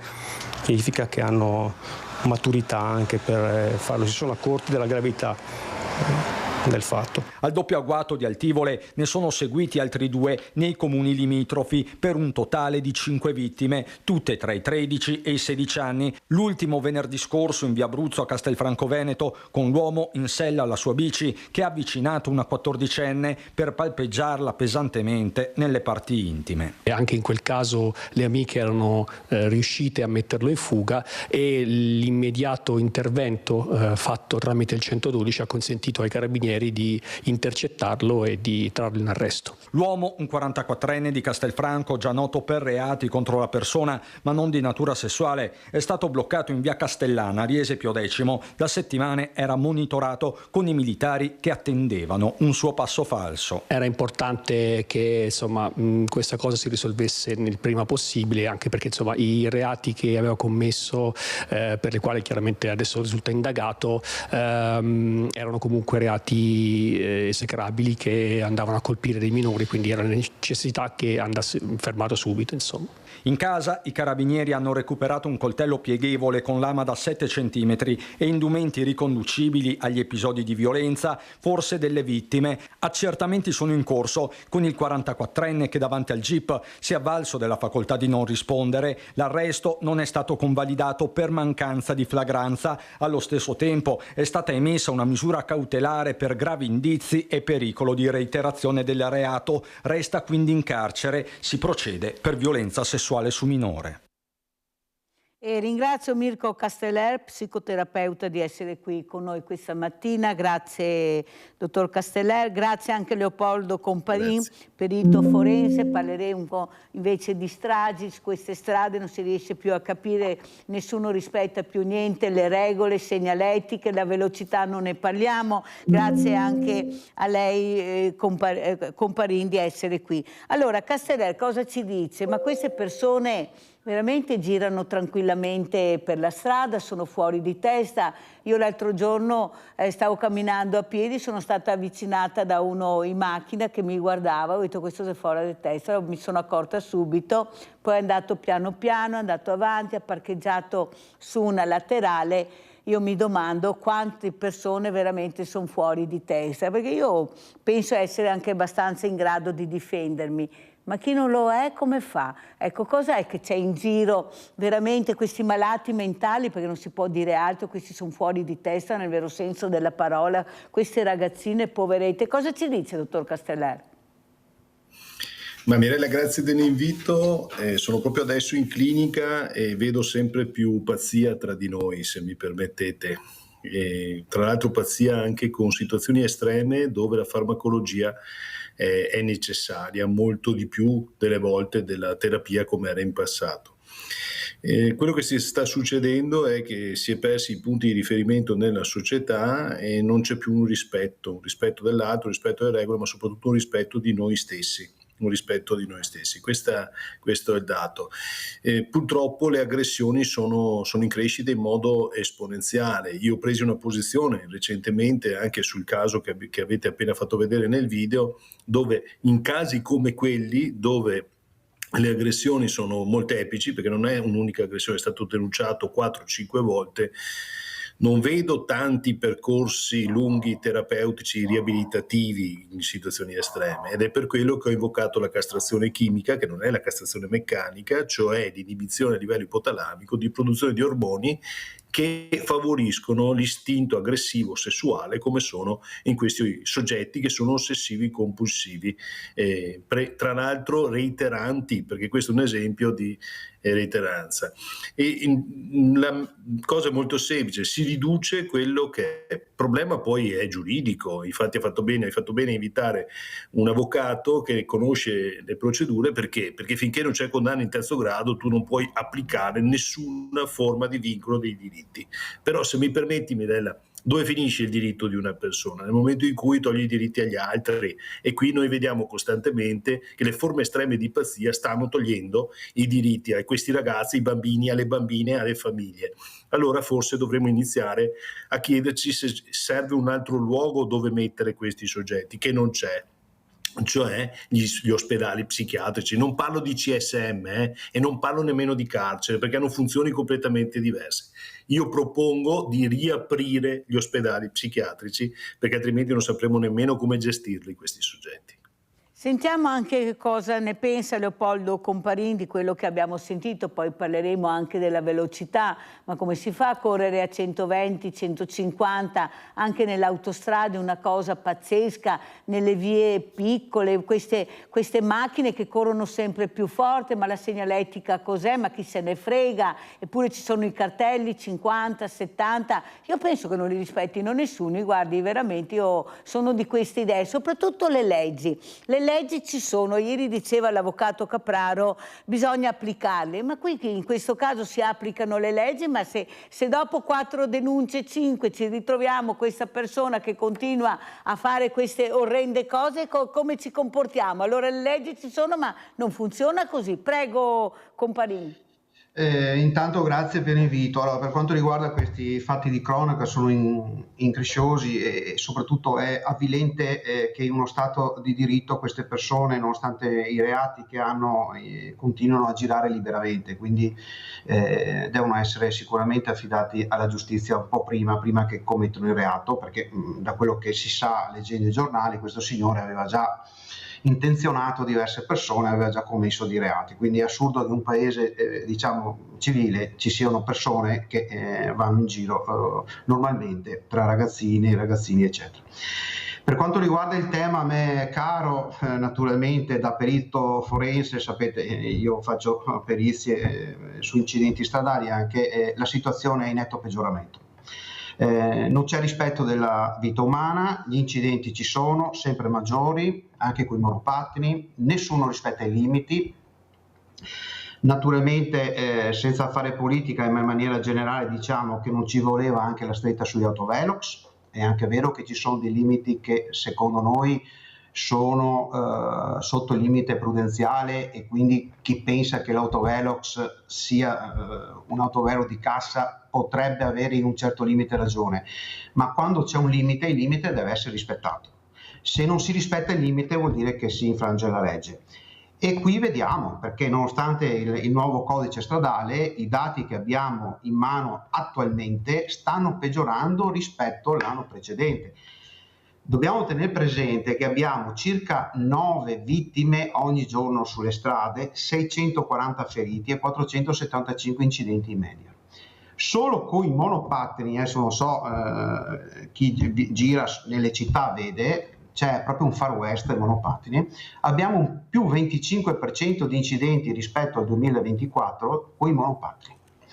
Quindi c'è diciamo una mancanza di rispetto della vita umana, perché i limiti, se ci sono, devono essere rispettati. Se sono sbagliati devono essere sistemati, ma sbagliati non vuol dire naturalmente non rispettati. Se c'è un limite 50 deve essere rispettato, se c'è 70 deve essere rispettato. Possiamo dire anche una cosa, quello lo dico perché lo riscontro sempre quando faccio le perizie, in genere nominato da giudici per quanto riguarda il rito civile, ma anche penale, da procure per quanto riguarda il rito penale. Abbiamo la maggior parte delle strade italiane, quindi anche qui in Veneto, che non hanno il catasto. Cioè esiste una legge da molti anni che dicono ai comuni, agli enti proprietari delle strade: facciamo la mappa, facciamo il catasto delle strade, che significa mapparle, mettere dove sono i segnali, mettere dove sono le strisce pedonali. Mirella, lei mi deve credere, a volte quando facciamo perizie non sappiamo chi è l'ente proprietario delle strade e troviamo anche segnali sbagliati. Quindi figuri il giudice, no? Perché la gente dice i giudici e i periti sbagliano. Cioè noi siamo a volte davanti a un dilemma che non sappiamo nemmeno quel tratto di strada di chi è la gestione e soprattutto che segnali stradali regolari c'erano. Un caso naturalmente che ho gestito, naturalmente non posso far nomi eccetera, c'era un'ordinanza del sindaco che imponeva i 30 km orari in un tratto di strada. C'è stata una dimenticanza da parte naturalmente dell'ufficio tecnico del comune e anche del comando del comune della polizia di mettere i cartelli esatti. Quindi poi cosa fa il perito? Il perito scrive naturalmente l'articolo 141 velocità non prudenziale, ma poi ci si collega al 142 dove l'ente proprietario delle strade, che può essere il comune, che può essere la città metropolitana, che può essere anche lo Stato, non ha messo i cartelli esatti. Quindi noi ci troviamo di fronte a un caos a volte che è micidiale. Sì, abbiamo per dire Treviso in 3 direzioni, non sai quale prendere, 100.000 cartelli, arrivi alla rotonda, bravissima, anche là un disastro totale, 1.000 cartelli. Ma si può andare avanti così, avvocato Comparini? Ma si può? Allora, lei mi chiama avvocato, ma io sono un perito. Va bene, la chiamo avvocato, devo chiamarlo in qualche maniera. Ecco, naturalmente ci collaboro con tantissimi avvocati che naturalmente facciamo anche delle battaglie in questo senso. Non si può andare avanti. Allora, la soluzione l'abbiamo portata anche a livello, diciamo, governativo, ma non ci hanno ascoltato. Allora, le sembra giusto che per far capire bene anche agli ascoltatori, perché è importante questo, giustamente quando c'è una morte bianca, che è una morte sul lavoro, il datore di lavoro paga. Se c'è una linea, se non ci sono i corridoi di emergenza in una fabbrica, arriva lo SPISA, sanziona il datore di lavoro. Se non c'è una linea, quindi la segnaletica verticale, che sono i cartelli, o orizzontale, che sono le strisce adeguate, in genere in Italia nessuno paga. Quindi fino a che non equipariamo il datore, le figure apicali dell'ente gestore di una strada come il datore di lavoro nell'ambiente di lavoro, noi non si risolve nulla. Quindi i tecnici, le figure apicali che hanno responsabilità devono pagare nel caso in cui sbagliano, perché non è possibile che in fabbrica se uno mette la mano sotto una pressa, interviene la sicurezza e non si schiaccia la mano. Se invece uno sbaglia, quindi basta dare la colpa sempre alle vittime, va fuori strada e non c'è un guardarei e questo mi muore affogato dentro in un canale, perché deve sempre pagare la vittima?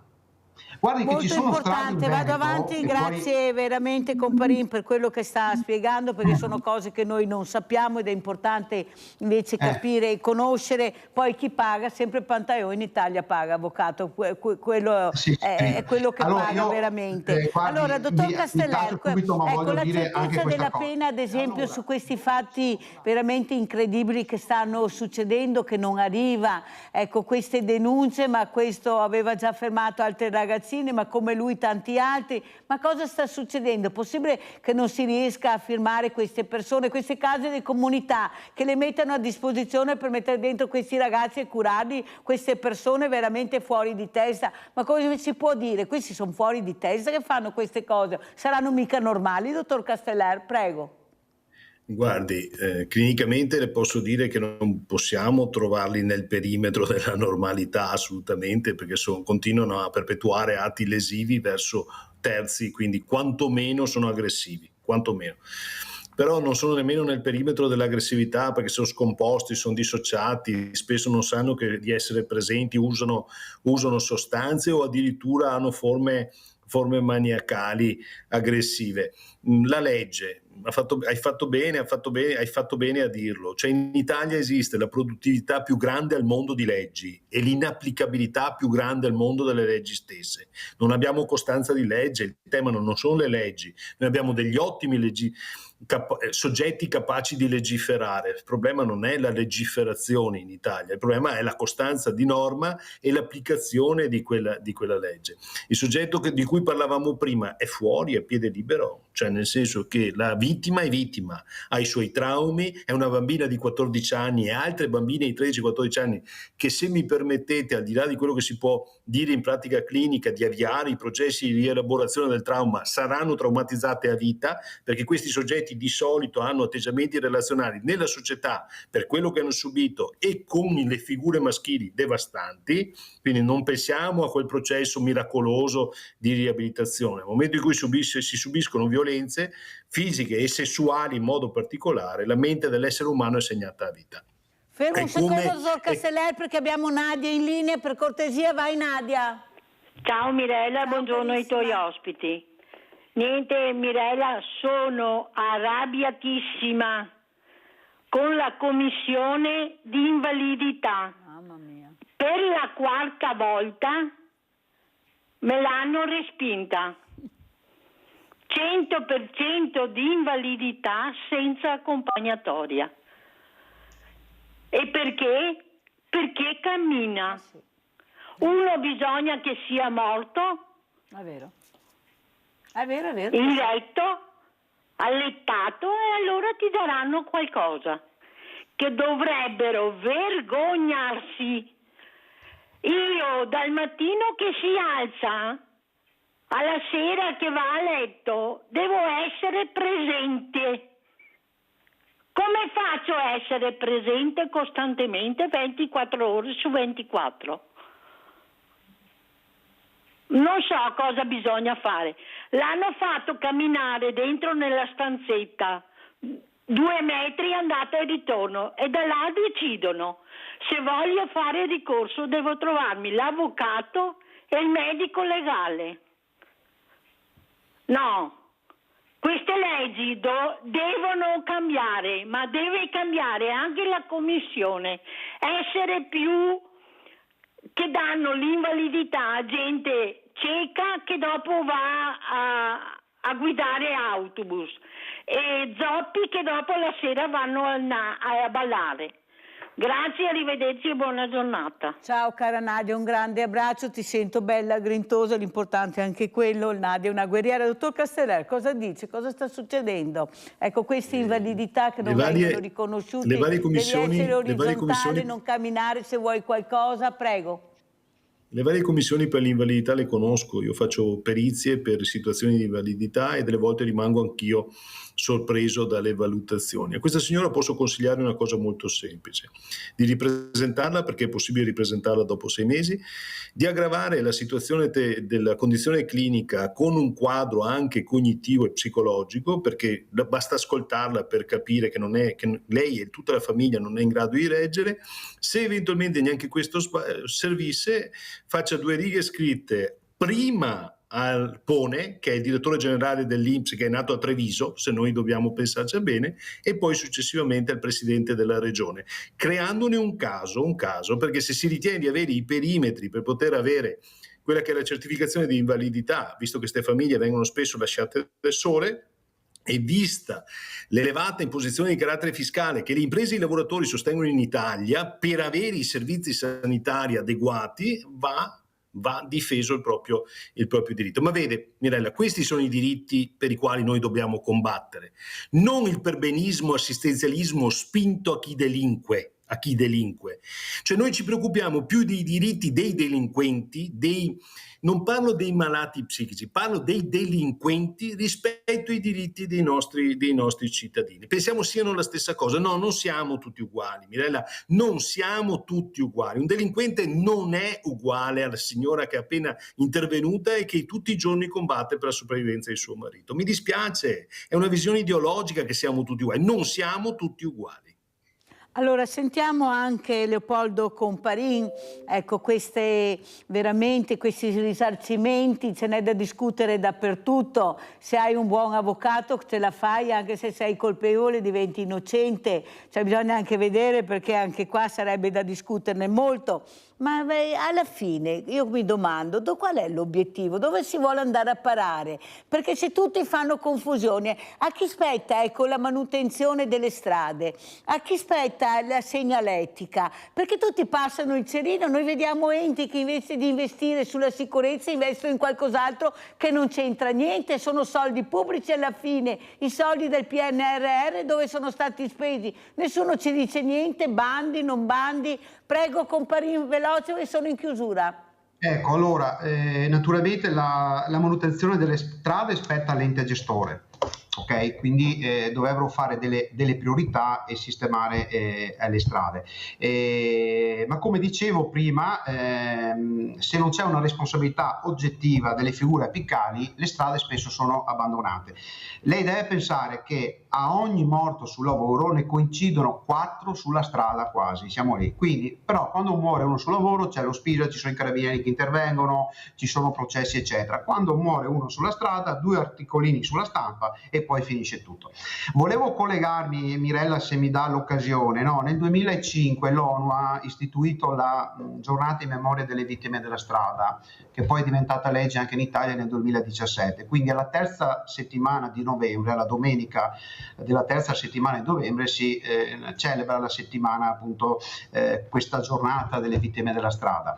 Quest'anno l'Associazione Italiana Familiari Vittime della Strada, presieduta naturalmente dalla presidenta Giuseppina Cassaniti, che lei conosce molto bene, assieme alla referente, diciamo, del Veneto Paolo Battistini, lo dico io perché si è bloccato Comparin. Niente, si è bloccato, allora andiamo da Casteller. Dottor Casteller, come chiude? Ormai siamo in chiusura, cosa vuole dire?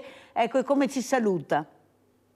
Io la saluto dicendo che anche sulla sicurezza esiste un tema psicologico della sicurezza, cioè sti ragazzi che stanno fuori fino alle 3-4 del mattino e poi vanno nei cantieri, probabilmente non è solo un tema di sicurezza del perimetro cantierabile o del guidare sicuro, ma c'è un tema anche di cultura, di mentalità. Dobbiamo capire che non siamo invincibili, non siamo eterni, i messaggi che passano nei social di eternità non rappresentano la realtà, e ahimè, Mirella, di vita non è che ne abbiamo tantissime, ne abbiamo una sola, va rispettata la nostra e quella degli altri. E ribadisco, noi oggi più che mai in Italia abbiamo bisogno degli ospedali psichiatrici, dobbiamo riattivare gli ospedali psichiatrici, perché c'è tutta una fascia che non trova luogo in cui può essere gestita e curata, assolutamente.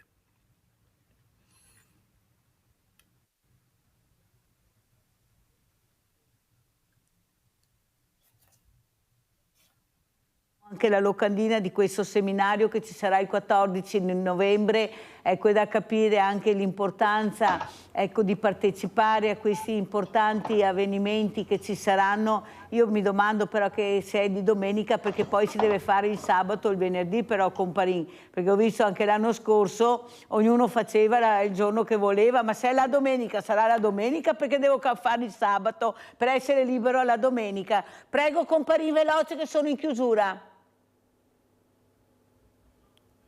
Voce, microfono.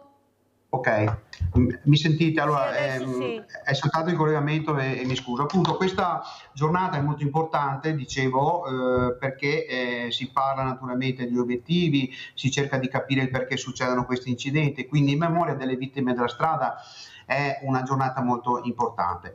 Quindi avete fatto bene a far vedere questo manifesto organizzato naturalmente dall'Associazione Pro Loco di Ceggia col patrocinio del Comune.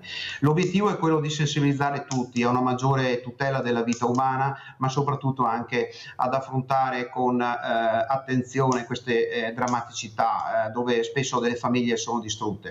Collegandomi un po' alla questione di prima, di questi personaggi che girano diciamo liberi, purtroppo abbiamo anche molte persone senza patente che girano e girano liberamente senza che nessuno le blocchi, quindi anche qui è un tema molto particolare, quindi c'è la violenza diciamo nelle strade per chi va a piedi in bicicletta. Ecco.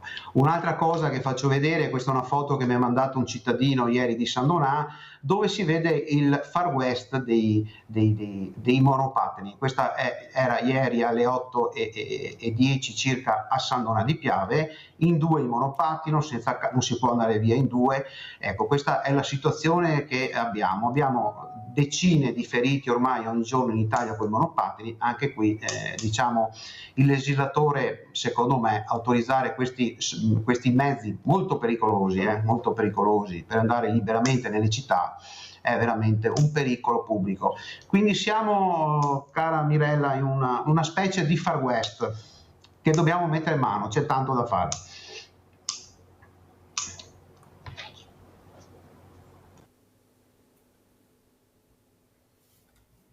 Cosa chiederebbe il ministro Salvini se lo avesse di fronte, Comparin? Microfono, Comparin. Ok, ho acceso il microfono. Allora, il ministro Salvini direi che l'attuale modifica del codice della strada, a parte le sanzioni eccetera, che sono un po' aumentate, questo dobbiamo dire, non ha portato i risultati attesi. Dobbiamo naturalmente fare questa riforma equiparando, come ho detto prima, le figure epicali al datore di lavoro, in modo da responsabilizzare gli uffici tecnici, questo è importante. Diciamo noi sindaci, perché altrimenti nessuno farà il sindaco. Attenzione, il sindaco ha una funzione politica, molte responsabilità, ma deve essere anche aiutato ad avere delle persone, uffici tecnici competenti, perché per dire, se un segnale non è a norma, non è messo a norma, se una strada non è a norma, prendersela solo coi sindaci penso che sia sbagliato. Però qualsiasi sindaco deve avere l'intelligenza di avere persone brave, scegli persone brave all'interno degli uffici tecnici. Grazie, quindi bisogna cambiare un po' mentalità ormai su non tutto, ce la faccio più, ma faremo ancora altri collegamenti perché la sicurezza della popolazione è importantissima. Perciò grazie a Leopoldo Comparin, perito forense, che è stato con noi, grazie a Mirko Casteller, psicoterapeuta, grazie. E adesso andiamo a vedere a chi è stato dato uno degli assegni della grande famiglia di Sveglia Veneti. Ciao grande famiglia dei Veneti schiacciati, indovinate dove siamo? Guardate chi ci sta venendo incontro. Ciao Sonia! Ciao! Sorpresona, perché guardate che non lo sapeva mica di questo. Hai visto? Allora, vieni con me intanto Sonia. Permesso, eccoci qua. Eccoci, wow, guarda qua il figo. Ciao. Ciao. Fammi veda. E par bene abbastanza, Come primo percorso, cosa è che ti resta impresso di questo percorso che ti ha fatto? È stata dura o si tu riuscito abbastanza bene? No, non è stata dura, anzi. Come tu visto? Sì. Bene. Continuiamo, vero? Perché non sei finita qua, ti sapevi? No, bravo. Che adesso vediamo. Perché dobbiamo fare un altro viaggetto noi altri, vero? Sì, adesso dovete decidere se andare in comunità. Ti ha fatto il passo più lungo prima, adesso dobbiamo che ti faccia quello più lungo ancora. Anche se so che ti sì un fia, però bisogna che ti mi ha promesso che ho fermo. Queste persone qua secondo me bisogna tenerle proprio per mano. E allora tenendo per mano se riesce qualcosa, perché sennò se te da solo un deo e no mai sbrissa via. E cosa te che avevo promesso me? Che se ti te facevi il bravo, mi invece di aiutare ancora con la grande famiglia, perché non lavorando te e non lavorando io, quei spese e ora siccome che te si sta bravo fin qua mi tengo a portare un altro aiuto per farti capire che non è che abbiamo fatto tanto per fare, ma che te siamo vicini, va bene? Ecco qua, allora adesso siamo da Sonia. A Sonia, va, staghe vicino a sta donna, staghe vicino a sta donna. Oh, là. Guarda, dai un bacio a sta donna. No. E ora, come è questo primo percorso, Sonia? No, già contento, si è ripreso chi che aveva perso. Parlami di te. Mi sinceramente non credevo che esistesse gente del genere. Credimi, Sono io di tante idee che avevo, che non credevo, adesso credo però che esista. Cioè, ti sei unica. No, non sono unica, mi sei unica grande famiglia. No, ma non solo per i soldi, proprio lo staff che si trio, tutta la gente. Cosa vorresti dire dopo aver passato tutto quello che ti è passato? Adesso riveda Marcello che siete un'altra volta scommissiani a venire in qua. Cerco di mettere tutta fiducia che posso, perché dopo 38 anni ti permetti che un po' di... 38 anni? Sì, a maggio. No, ieri, 40 con 2 anni di... sì, ok. Fidanzamento. Esatto, 40 anni. 40 anni che ti supporta, sì. 40 anni. Sì. Reciprocamente, dai. Grande però. Sei forte però. E adesso provo a sperare ancora. Ti spero. Voglio provare a sperare ancora, sì. Mi penso che io fermo stavolta, se fa ancora che ti enduro. Sì. Perché basta un fiammo motivando. Anche perché ho tentato di andare via, di abbandonarlo a se stesso, ma non sono riuscita. Non so perché. Adesso cosa ho voluto dire, Sonia? Grazie. E ti Matteo? Grazie. E ora dica buon San Valentino e te dà un bacio. Dai. Buon San Valentino. Ma siamo forti? Sì. Ciao.